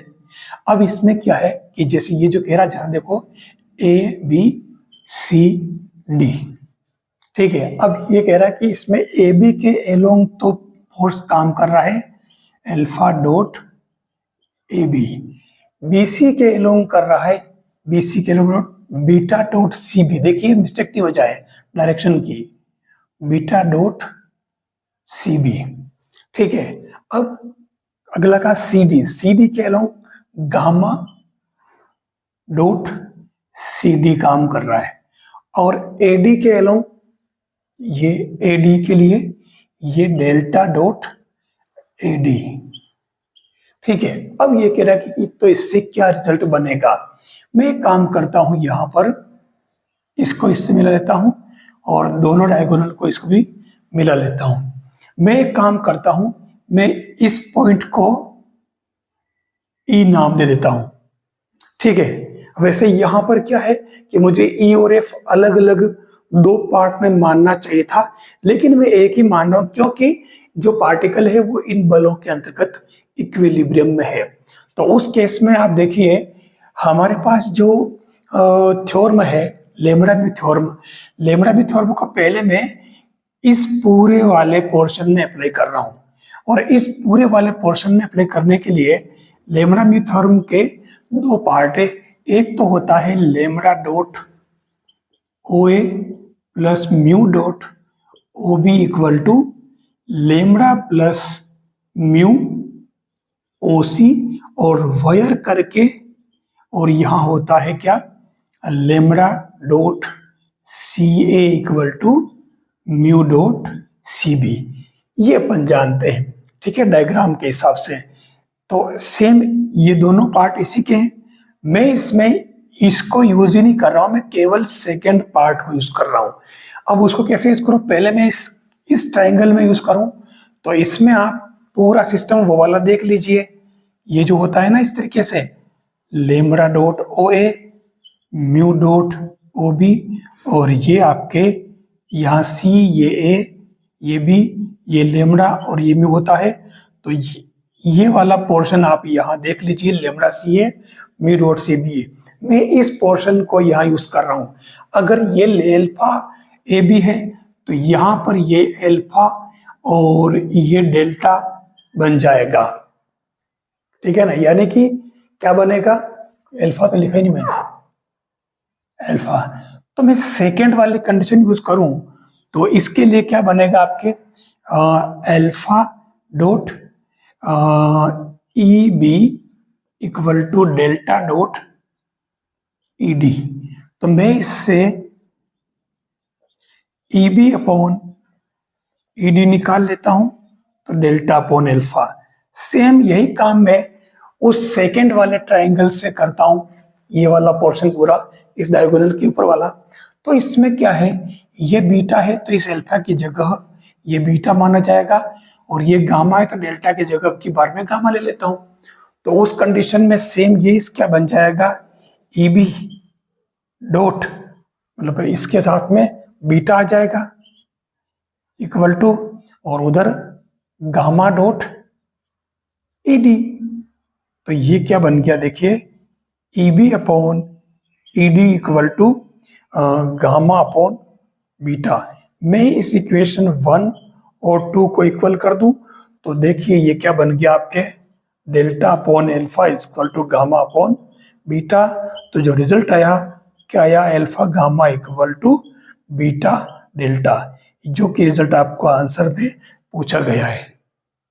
यह कह रहा है कि कोई एक कण है P जिस पर 3 फोर्स काम कर रहे हैं, mu P A, mu P B और म्यू पी जी, जिसमें एक ट्रायंगल बन रहा है त्रिभुज, और उस ट्रायंगल का जो केंद्रक है वो सेंट्रोइड जिसको अपन कहते हैं जी है। हम इसको डायग्राम में सेट कर लेते हैं। देखिए ये आपका जो ट्रायंगल है, ठीक है, ए बी और सी, और हम क्योंकि केंद्रक की बात कर रहा है तो मैं इस पर इसका मध्य बिंदु बी सी का डी ले लेता हूं, ठीक है। अब ये कह रहा है कि जो 3 बल है वो एक तो पी से, जैसे ये आपका पी पॉइंट है तो यहां से ये एक फोर्स तो यहां काम कर रहा, वो कौन सा, म्यू पी ए। दूसरा फोर्स काम कर रहा है आपके पी बी पर, ये वाला, तो ये बन जाएगा म्यू म्यू पी बी, ठीक है।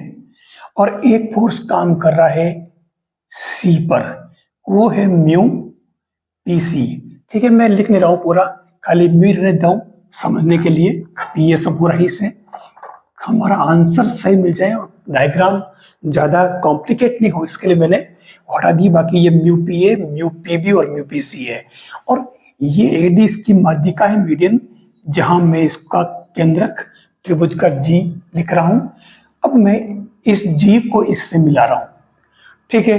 अब इस पी जी को छोड़ दीजिए आप, यहां आप देखिए हमारे पास में जो सिस्टम दे रखा है, हम एक काम करते हैं, म्यू ये दोनों ले लेते हैं, एक तो पी बी और पी सी ले लेते हैं। तो उस हिसाब से ये क्या बनेगा, mu P B plus mu P C equal to 2 mu, और ये क्या बन जाएगा आपके, यहां एक है ना, मैं इसको इस डी पर ले लेता हूं नया, ठीक है। मैंने ये ले लिया पी बी और पी सी का, तो उस कंडीशन में ये पी डी वाला जो क्या बनेगा, 2 म्यू पी डी बन जाएगा, एक नया और डाल दिया। अब मैं इस पी डी वाले को, इस पी डी वाले को, ठीक है, और इस पी ए वाले को लेता हूं मैं, ठीक है। तो उस कंडीशन में म्यू पी ए, देखिए कोई कॉम्प्लिकेशन नहीं है, बिल्कुल सवाल हो गया है, क्योंकि देखना कि बहुत भारी लग रहा है, ऐसा कुछ नहीं है। और ये यहाँ 2 म्यू पी डी कर लेता हूं तो देखिए ये 3 म्यू और ये क्या बन जाएगा पी जी। ठीक है, तो कुल मिलाकर के इसने जो पूछा था वो रिजल्ट हमारे पास आ चुका है। ठीक है, अगर अपन इन तीनों को प्लस करें तो ये बन जाएगा, देखिए म्यू मतलब इसको तो mu P A plus mu P B plus mu P C और प्लस 2 म्यू पी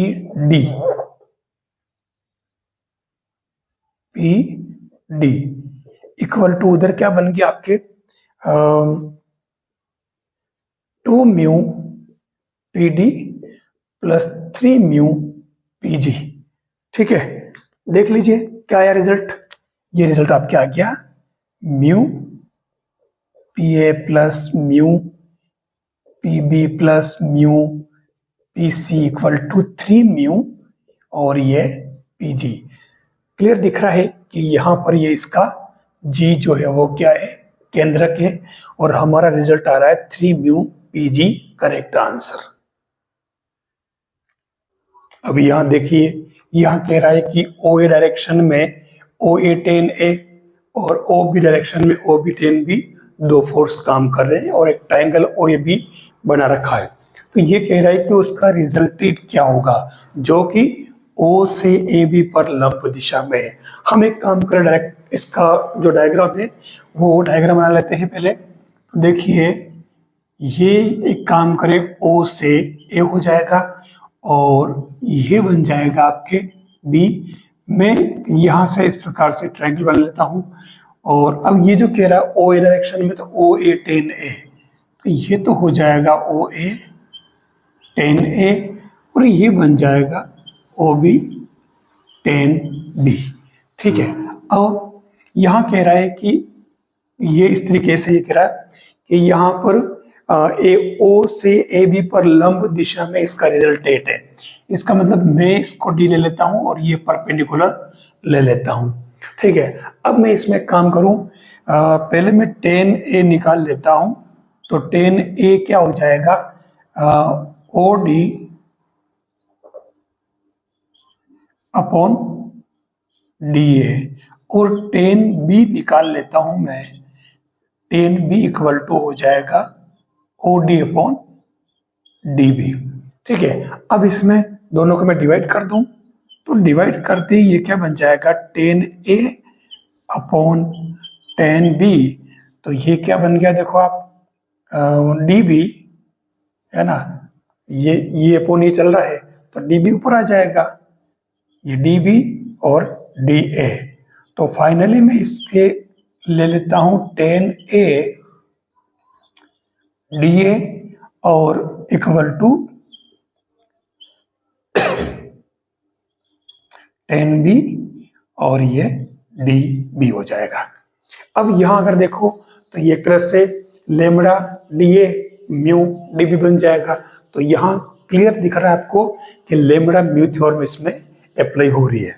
तो ये क्या बन जाएगा, मैं इसमें लेमड़ा इक्वल टू ले लेता हूं टेन ए और म्यू ले लेता हूं टेन बी। तो उस केस में जिन दो फोर्स की बात ये कर रहा था वो बन जाएंगे आपके O A tan A plus O B tan B. तो ये क्या बनेगा, ये बन जाएगा जो लेमड़ा म्यू थ्योरम की अपन बात कर रहे हैं ना, लेमड़ा म्यू थ्योरम। तो उस थ्योरम से ये क्या बन जाएगा, ये बनेगा आपके लेमड़ा प्लस म्यू। तो ये टेन ए और प्लस टेन बी और ये बाहर क्या हो जाएगा ओ डी डायरेक्शन में। ठीक है ना, डायरेक्शन इसकी ओडी बनेगी क्योंकि रिजल्टेंट जो आ रहा है वो इसके लंबवत डायरेक्शन में आ रहा है। तो उस हिसाब से अब हम इसे आगे बढ़ा लेते हैं। तो देखो ये क्या बनेगा, टेन ए अपन ने निकाला था क्या O D upon D A, OD upon DA, और प्लस दूसरा हो जाएगा OD अपॉन DB, और ये OD डायरेक्शन में। मैं इस OD को तो बाहर ले लेता हूं और एलसीएम ले लेता हूं, तो देखिए ये DB plus DA upon DA, DB बन जाएगा OD डायरेक्शन में। तो देखिए ये OD, ठीक है, ये सब वेक्टर के ऊपर वेक्टर लगा देना आप इनके ऊपर, ठीक है। तो अब ये क्या बन जाएगा, DA प्लस DB क्या बन जाएगा, AB, ठीक है, भले भी लिख दो। तो ये AB अपॉन DA और नीचे हो जाएगा DB, ठीक है ना। तो ये बन गया आपके OD डायरेक्शन में। आप इसमें क्या करो कि AB ले लो बाहर, तो ये AB तो हो जाएगा बाहर, और ये बनेगा OD अपॉन DA और OD अपॉन DB। तो देख लीजिए ये फाइनली क्या रिजल्ट आया, AB 10A 10B, ये इसका रिजल्टेंट फोर्स होगा, ये आंसर होगा। यहां ये बोल रहा कि 3 फोर्स है जो P से जा रहे हैं, और वो PA, PB और PC है, और ऐसे ही 3 अदर फोर्स है AQ, BQ, CQ, ये Q से बाहर जा रहे हैं। तो उस केस में इसका रिजल्टेंट क्या होगा। वैसे ये क्वेश्चन RPC फर्स्ट ग्रेड के अंदर पूछा हुआ है, और क्वेश्चन कितना ऐसे देखते ही आंसर मिल रहा है, फिर भी मैं आपको इसका पूरा तरीके से बता रहा हूं। देखिए हम एक काम करें, इसका डायग्राम बना लेते हैं। तो डायग्राम क्या बनेगा इसका, जैसा बता रहा वैसा ले लेते हैं। ये PQ, अब यहां एक काम करता हूं, मैं 3 पॉइंट लेता हूं, P मतलब A, B और C। अब यहां से इस PA, ठीक है, PB और ये PC, ठीक है, PA कह रहा तो ये PA, PB और PC, ठीक है। ऐसे ही AQ, तो ये AQ, BQ, ये BQ और ये CQ, इस तरीके से ये बन रहा है। तो यहां सीधा सीधा आपको कह रहा कि 6 बल है, इन 6 बलों का रिजल्टेंट क्या होगा, कुछ नहीं करना आपको। इसमें आप ट्रायंगल नियम लगा सकते हो। तो मैं एक काम करता हूं, देखो मैं इन दोनों को लेता हूं, तो ये बनेगा PA प्लस AQ प्लस, फिर मैं इसे और इसे ले लेता हूं, तो ये बन जाएगा PB प्लस BQ, और फिर लास्ट में ये C वाला बच रहा, मैं इसे ले लेता हूं, तो प्लस ये बन जाएगा PC प्लस CQ, ठीक है। कुल मिला के इन सबका रिजल्टेंट तो सबको प्लस कर दो।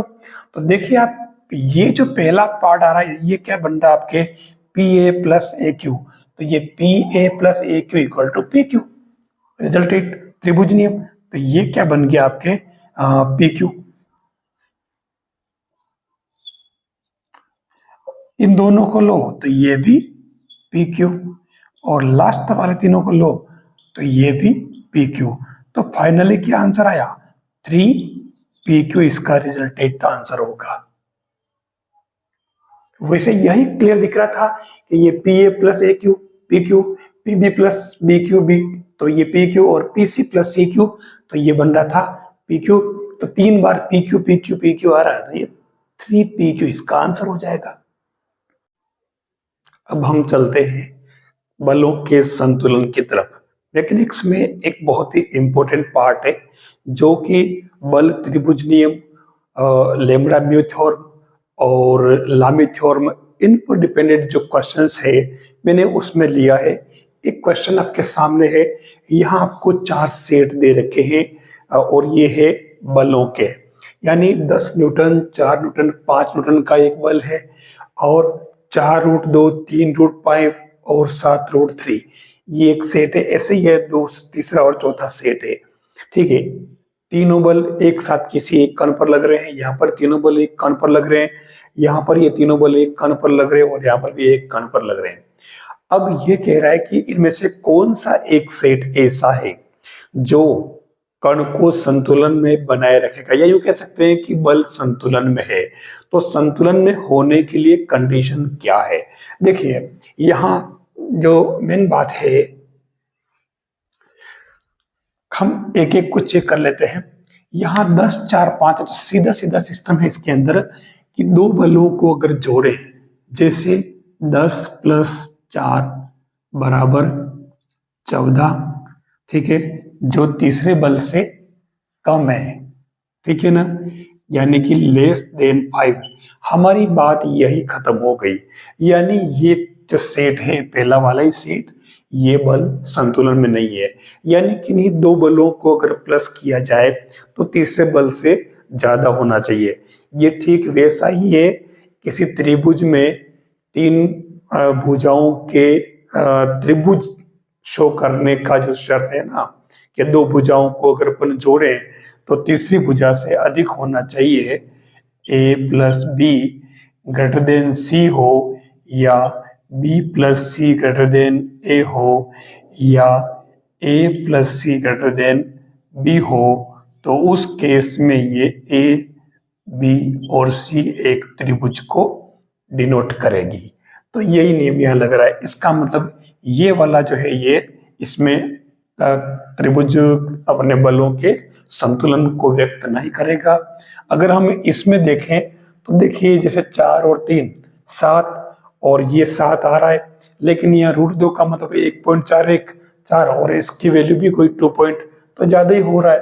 तो ये वाला जो है आपके संतुलन में होगा। आपको मैं बता देता हूं, संतुलन यानी में है, और ये वाला भी संतुलन में है, और ये वाला भी संतुलन में है। यानी दो बलों को अगर जोड़े तो वो तीसरे से अधिक आना चाहिए। तो इसलिए पहला वाला सेट करेक्ट है, यानी ये संतुलन में नहीं है। एक बात और ध्यान रखनी है, ये कह रहा है कि 3 समान बल है, ठीक है, और ये तीनों समान बल P, P और P, और इनके बीच का एंगल ये कह रहा है कि 160 डिग्री, 120 डिग्री और 80 डिग्री है। तो क्या ये बल संतुलन में, इक्विलिब्रियम में होंगे? तो इसमें एक सिस्टम है कि हम इसमें सभी कोई काम करें, 180 में से माइनस कर लेते हैं, 180 - 120, 160 माइनस 60 क्या 180 - 160, इनसे देख लीजिए क्या आ रहा। तो यहाँ बैठेगा आपके कितना 100 डिग्री, यहाँ बैठेगा कितना 60 डिग्री, और यहाँ बैठेगा कितना 20 डिग्री। इन तीनों से आपके एक समबाहु त्रिभुज नहीं बनेगा, और इसलिए ये नॉट इन इक्विलिब्रियम, ठीक है ना। यानी अगर समबाहु त्रिभुज बनेगा तभी जाकर के वो इक्विलिब्रियम माने जाएंगे, अगर इन कोण पर है तो, इसलिए ये संतुलन में नहीं होंगे।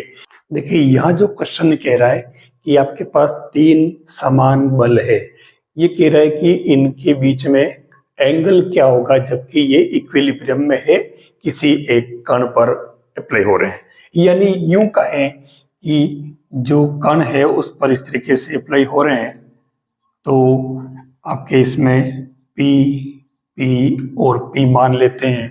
अब इनके बीच का एंगल अगर अल्फा, बीटा और गामा मान लें, तो यहाँ पर सीधा सीधा आपके लामी थ्योरम अप्लाई हो रही है, लामी थ्योरम। और लामी थ्योरम वैसे आप जानते होंगे, नहीं तो सीधा सीधा लामी थ्योरम का अर्थ क्या है कि आपके जब किसी एक पार्टिकल पर 3 फोर्स अगर काम कर रहे हैं, P, Q और R, P, Q और R के बीच का एंगल अगर मान लो अल्फा है, ठीक है, और अगर इनके बीच का जैसे Q है तो Q के बीच का इसका अगर बीटा है, ये सब गिवन होंगे, और ये अगर गामा है, इन्हीं दो बलों के एंगल दे रखे हैं इनके बीच के, तो उस केस में लामी थ्योरम कहती है कि P upon sine alpha equal to Q upon sine beta equal to R upon sine gamma. ये इसमें रूल से अप्लाई होता, तो हम सेम चीज यहाँ अप्लाई कर लेते हैं। तो ये क्या बन जाएगा, P upon sine alpha equal to P upon sine beta equal to P upon sine gamma. It means सीधा सीधा मीन निकल रहा है कि sine alpha equal to sine beta equal to sine gamma. तो इसका मतलब ये हुआ कि alpha equal to beta equal to gamma. अब आपको ये पता होगा कि since alpha plus beta plus gamma equal to क्या होगा, ये होगा 360। तो आप देख लो कि अल्फा बीटा गामा तीनों कितने कितने होंगे, 120 डिग्री के। ये आपके लामी थ्योरम का मीन्स है। यह जो क्वेश्चन कह रहा है पूरा एकदम लामी थ्योरम बेस्ड है। ये कह रहा है कि एक कोई पार्टिकल है और उस पर 3 बल कार्यरत है, बल F, T और 10 kg। डायग्राम आपके सामने दिया होगा जो मैं आपको बना देता हूं। जैसे कोई एक रुक्ष दीवार है और इस दीवार पर यहाँ इस तरीके से कोई एक पार्टिकल है, ठीक है, जिसका भार आपके 10 kg है और दीवार के सारे इस प्रकार से लगा हुआ है। तनाव T है, ये बल F है और ये दे रखा है आपके 30 डिग्री एंगल। अब ये पूछ रहा है कि आपके F क्या होगा, हम T भी निकाल सकते हैं। तो डायरेक्ट आप लामी थ्योरम लगाओ ना, तो इसके लिए क्या होगा, तीनों फोर्स दे रखे हैं। तो देखो T अपॉन साइन और 10 अपॉन साइन और F अपॉन साइन। अब हम इसमें इनके एंगल ले लेते हैं। तो आप देख लीजिए, अगर एक एक ले लो, T की बात करो तो T के लिए इसके सामने वाला ये एंगल होगा, तो ये तो हो जाएगा कितना आपके 90 डिग्री। 10 की बात करें तो 10 के लिए ये एंगल होगा, तो ये एंगल कितना होगा, ये 30 माइनस कर लो तो ये कितना बच रहा, 150। तो ये 150 हो जाएगा। अब इसमें F की बात करें तो ये F है, F के लिए 90 प्लस 30 हो जाएगा, 90 प्लस 30। तो ये तो बन गया देखो आपके कितना, T अपॉन 1, 10 अपॉन साइन 150। तो ये कितना बन जाएगा, ये बन जाएगा साइन 90 या 180 माइनस 30 कर दो ना, तो ये क्या बन जाएगा, साइन 30। तो मैं इसे साइन 30 कर दूं। और इधर F की बात करें तो F में क्या हो जाएगा, ये हो जाएगा कोस 30 बस। तो आप देखो इसकी जरूरत है ही नहीं क्योंकि इसने फोर्स ही पूछा है। तो ये हो जाएगा 10 अपॉन 1 अपॉन 2 और F अपॉन √3/2। तो ये 2 से 2 तो यही उड़ा दो, तो ये आपके क्या F कितना आ गया, ये 10√3। तो ये ऐसे अपन लामी थ्योरम को अप्लाई करके निकाल सकते हैं। लामी थ्योरम में एक ही बात ध्यान रखनी है कि जो फोर्स आप ले रहे हैं, जैसे मान लो T लिया तो T के सामने वाले बाकी 2 बचे हुए फोर्स है उनके बीच का एंगल लेंगे। मैंने यही काम किया है।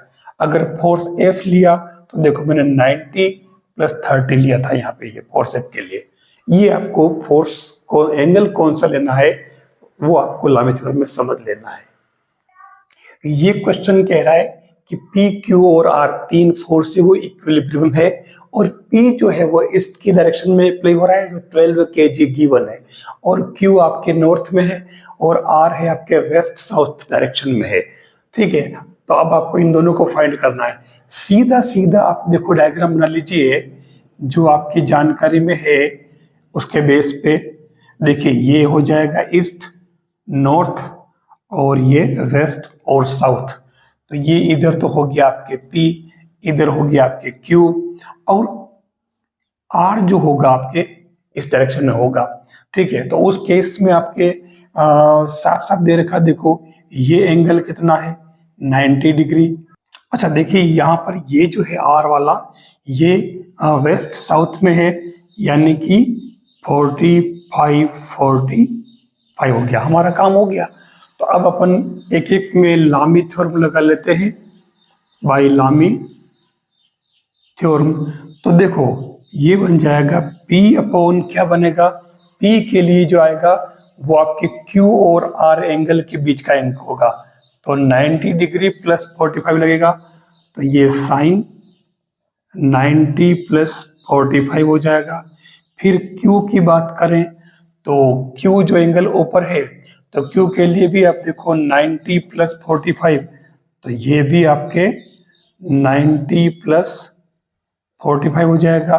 और अब R की बात करें तो R के लिए तो साफ साफ दे रखा है 90 डिग्री, है ना। देखो R के लिए P और Q के बीच का एंगल 90 डिग्री आ रहा है बस। तो ये बन जाएगा देखो आपके P अपॉन साइन, साइन क्या कोस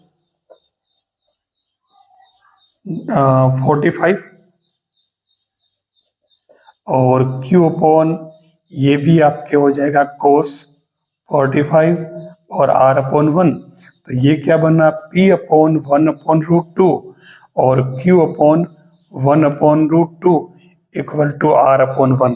अब आपके P दे रखा कितना 12, तो आप इसमें यूज कर लें, क्या बन जाएगा ये P और Q आपके P अगर 12 है तो Q भी आपके कितना हो जाएगा 12 kg। बहुत ही प्यारा क्वेश्चन है। ये कह रहा है कि एक समचतुर्भुज ABCD है और उस ABCD के विकर्णों की तरफ दो बल P और Q कार्यरत है, ठीक है, और उसके एक जो भुजा है वो आपकी क्षैतिज है और वो एक कोण उसमें 120 डिग्री है। तो उस कंडीशन में ये कह रहा है कि P square equal to lambda Q square, तो आपको बताना है कि लेमडा की वैल्यू क्या होगी। देखिए अपन डायग्राम बना लेते हैं इसके अंदर, जैसा इसे ये समचतुर्भुज पूछ रहा है तो ये बन जाएगा, ये आपका समचतुर्भुज और रोम्बस बोलते हैं ना इसको। अब इसमें इसके जो विकर्ण है ये इस तरीके से बन रहे हैं, ठीक है। एक एंगल ये पूरा का पूरा कितना है 120, ठीक है, ये 120 है। तो अब यहाँ पर क्या है कि जैसे इसका भार मान लिया जाए अगर W है, हालांकि इसका कोई ज्यादा रोल नहीं है लेकिन सस्पेंड किया गया है, तो लिखना पड़ेगा, मैं इसे ABCD नाम दे देता हूँ, ठीक है, ये इसका है केंद्र। अब इसमें देखना यहाँ जो सिस्टम बन रहा है उसके हिसाब से आपके, क्योंकि रोम्बस है, ठीक है ना, तो ये विकर्ण एक दूसरे को समकोण पर काटेंगे, ठीक है। और उस केस में ये जो कह रहा है कि ये वाला बल P है और ये वाला बल Q है, ठीक है, तो अब अपन आराम से कर सकते हैं। मान लो ये है इस पर, तो इसको R ले लेते हैं। अब इसमें सिस्टम तो देखिए ये 90 डिग्री है, ये वाले एंगल कितने कितने होंगे, देखिए ये तो हो जाएगा आपके कितना, क्योंकि ये 120 है तो ये कितना होगा 60, 60 मतलब ये बन जाएगा 30, ये 30, तो ये वाला बन जाएगा 60, ठीक है ना। एंगल तो सुना ही था। अब अपन सबसेट कर लेते हैं।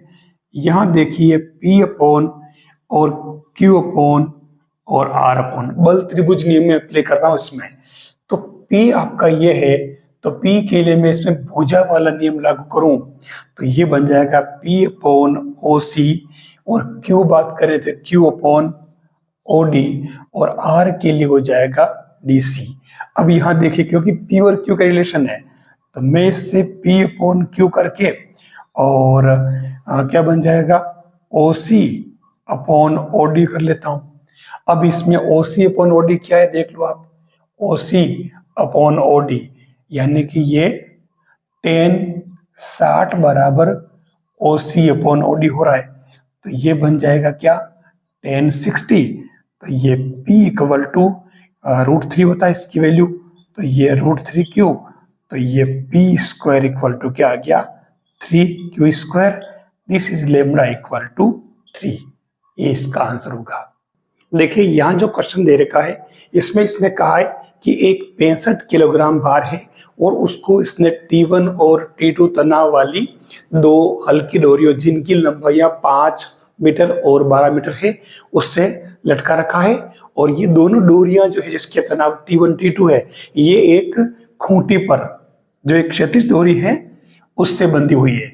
एक खूंटी ये और दूसरी वाली ये, ठीक है। इनके बीच में ये इसको अगर अपन ए और बी मान ले तो ये दे रखा है यहाँ पे कितना 13 सेंटीमीटर, 13 मीटर, कुछ भी ले लो 13 मीटर। अब इसमें क्या है कि ये इस तरीके से दे रखा है और एक भार यहाँ पर आपके कितना 65 kg का इस पर सस्पेंडेड है।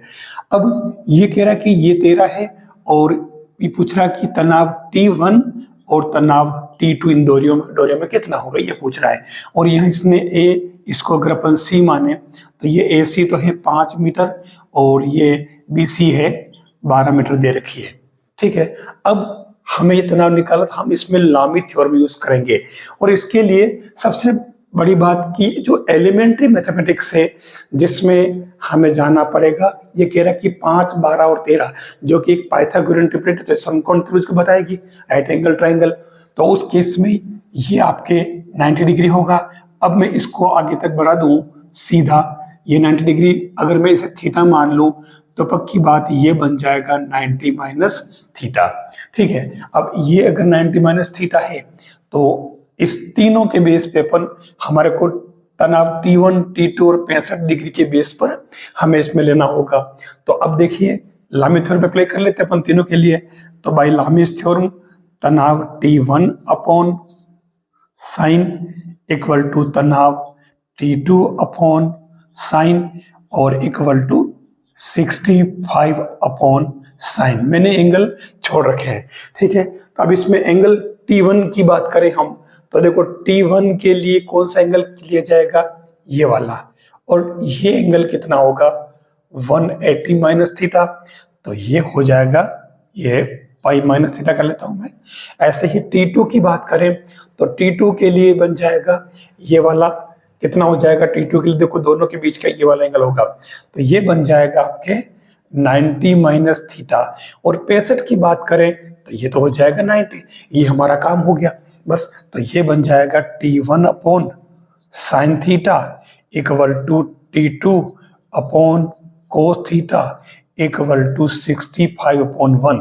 तो इससे आपके T1 कितना आ गया, T1 आ गया 65 साइन थीटा और ये T2 आ गया 65 कोस थीटा। अब साइन और कोस निकालना है तो आप साइन थीटा की वैल्यू निकाल लें। साइन थीटा आप देख लो ये थीटा है तो इसके सामने वाली भुजा लंब, तो ये साइन थीटा इक्वल टू लंब बटा कर्ण और ये कोस थीटा इक्वल टू आधार बटा कर्ण। ये वैल्यू इसमें पुट कर लो तो ये 65 इंटू साइन थीटा यानी कि 12 अपॉन 30, 13×5 यानी कि 60 kg। और ये इसमें रखोगे तो कितना रहा 13×5 और चल लिख लेता हूं मैं 5/13 तो ये 25 kg। तो दोनों ही डोरियों के तनाव आपके पास में T1 और T2 कितना आया 60 और 25। यहां जो कंडीशन दे रखी है, यहाँ दो कंडीशन में ये कह रहा है कि पहली कंडीशन में W भार का एक पिंड है वो चिकने नत तल पर क्षैतिज बल P से रुका हुआ है। हम पहले इस कंडीशन में इसका डायग्राम बना लेते हैं। तो जैसे आप नत तल बनाते हैं तो ये आपका नत तल हो जाएगा इंक्लिन्ड प्लेन, जिसको मैं अगर अल्फा नाम दे दूं, एंगल मान लो इसका जो एंगल है इंक्लिन्ड। अब इसमें क्या है कि इस पर एक कोई भार जो है वो W वाला ऐसे लटका हुआ है, यहाँ कोई भार पड़ा हुआ है और इसे क्षैतिज बल P से रोका है। तो उस केस में यहाँ पर जो प्रतिक्रिया होगी वो आपके बन जाएगी R। अब ये अगर एल्फा है तो आप देखिए कि इसको अगर मैं ऊपर ले जाऊं तो ये भी क्या बन जाएगा अल्फा। अब हमारे को क्या करना, P, R और W के लिए एंगल चाहिए लामी थ्योरम के हिसाब से। तो P के लिए तो आपका ये वाला एंगल बनेगा पूरा का पूरा, ठीक है। तो उस कंडीशन में ये कितना बन जाएगा आपके एंगल, क्योंकि ये अल्फा है ध्यान रखना, ठीक है। तो उस कंडीशन में P के लिए अपन पहली कंडीशन में निकालते हैं, तो देखो P अपॉन साइन और दूसरा बार W अपॉन साइन और तीसरा बार और जो प्रतिक्रिया R है वो साइन।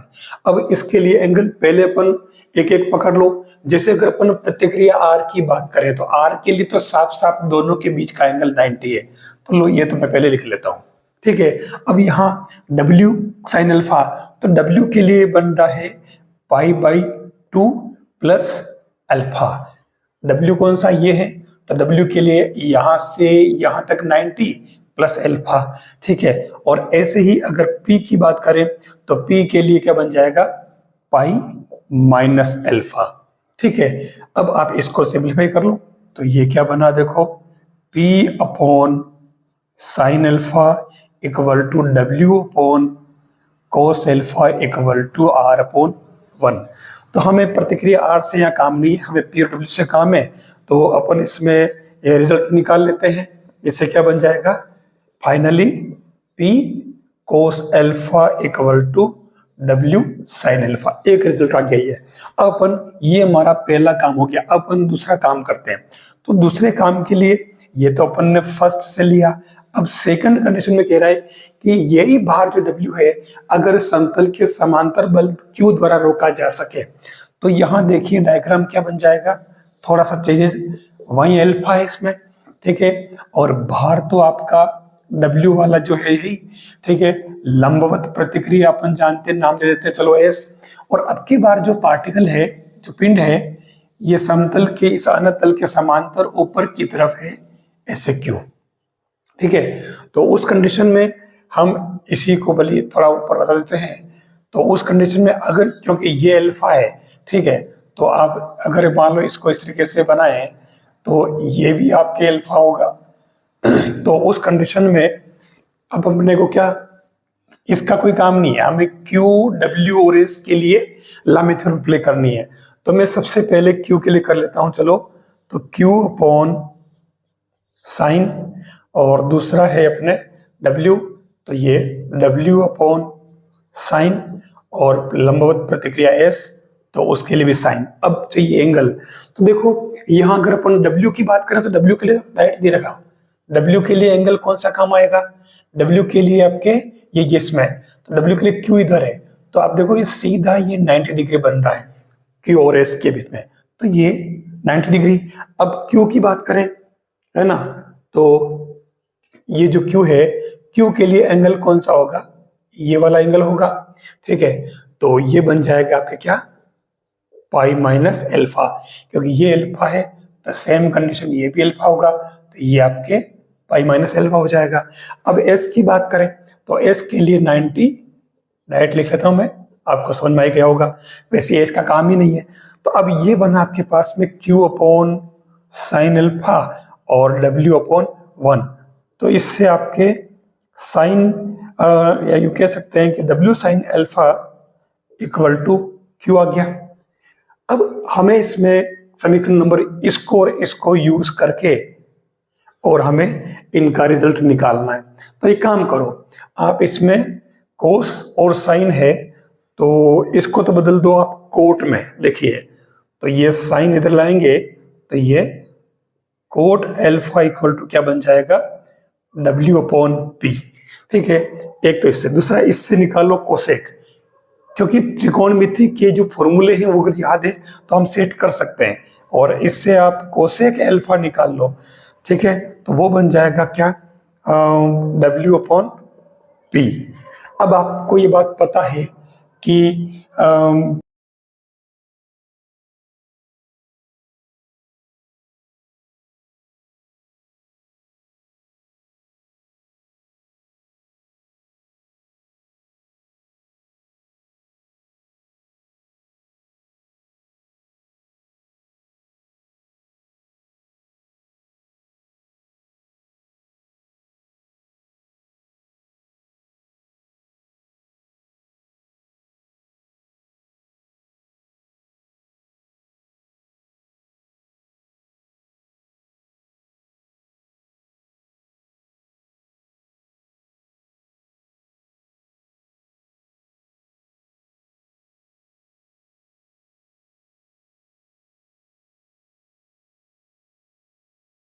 ठीक है, तो ये आपके क्या बना, 1/q² equal to 1/p² plus 1/w²।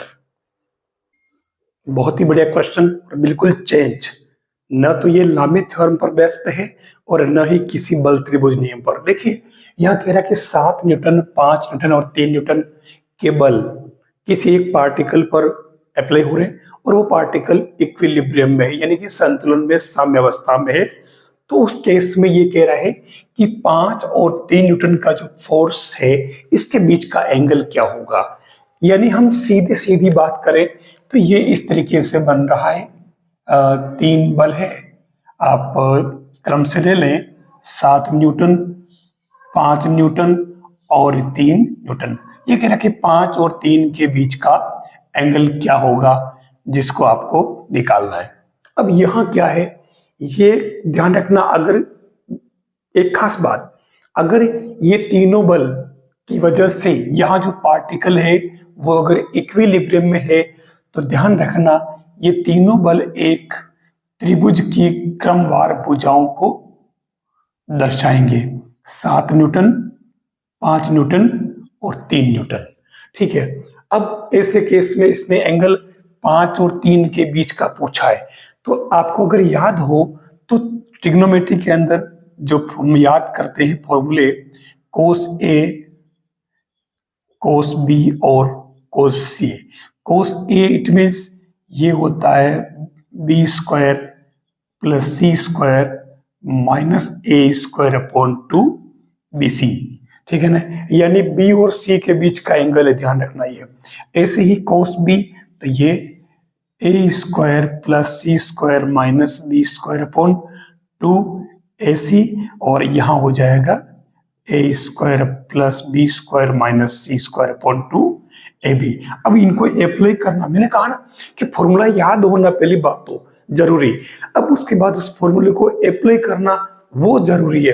तो यहां इसने कहा था कि 5 और 3 न्यूटन के बीच का एंगल, आपको कुछ भी नहीं करना, आप 5 और 3 के बीच का, जैसे मैं तो कोई भी नाम दे दूं ए, यहां इसने 5 और 3 कहा है तो मैं सीधा सीधा इससे 5² प्लस 3² माइनस 7² करके ये 2bc यानी कि 2 × 5 × 3 कर दूं, तो ये हो जाएगा 25, 9, 49 और नीचे बन रहा कितना, 30। तो देखिए ये माइनस का हाफ आ रहा है, इट मीन्स एंगल ए कितना हो गया, 120 डिग्री। अगर वो ये पूछता है कि 5 और 3 की बजाय 7 और 5, तो आप ऐसे 7² प्लस 5² माइनस 3² कर लेते। अगर ये 7 और 3 के बीच का, तो 7 3 पे ले लेते यहाँ पे। ये आपको इसमें ध्यान रखना पड़ेगा, क्योंकि हम क्वेश्चन किस टॉपिक के कर रहे हैं और हमें किस टॉपिक के फॉर्मूलों को इसमें घुसाना पड़ेगा, इसकी कोई गारंटी नहीं। ठीक है, तो ऐसे क्वेश्चन आपको आ जाने चाहिए।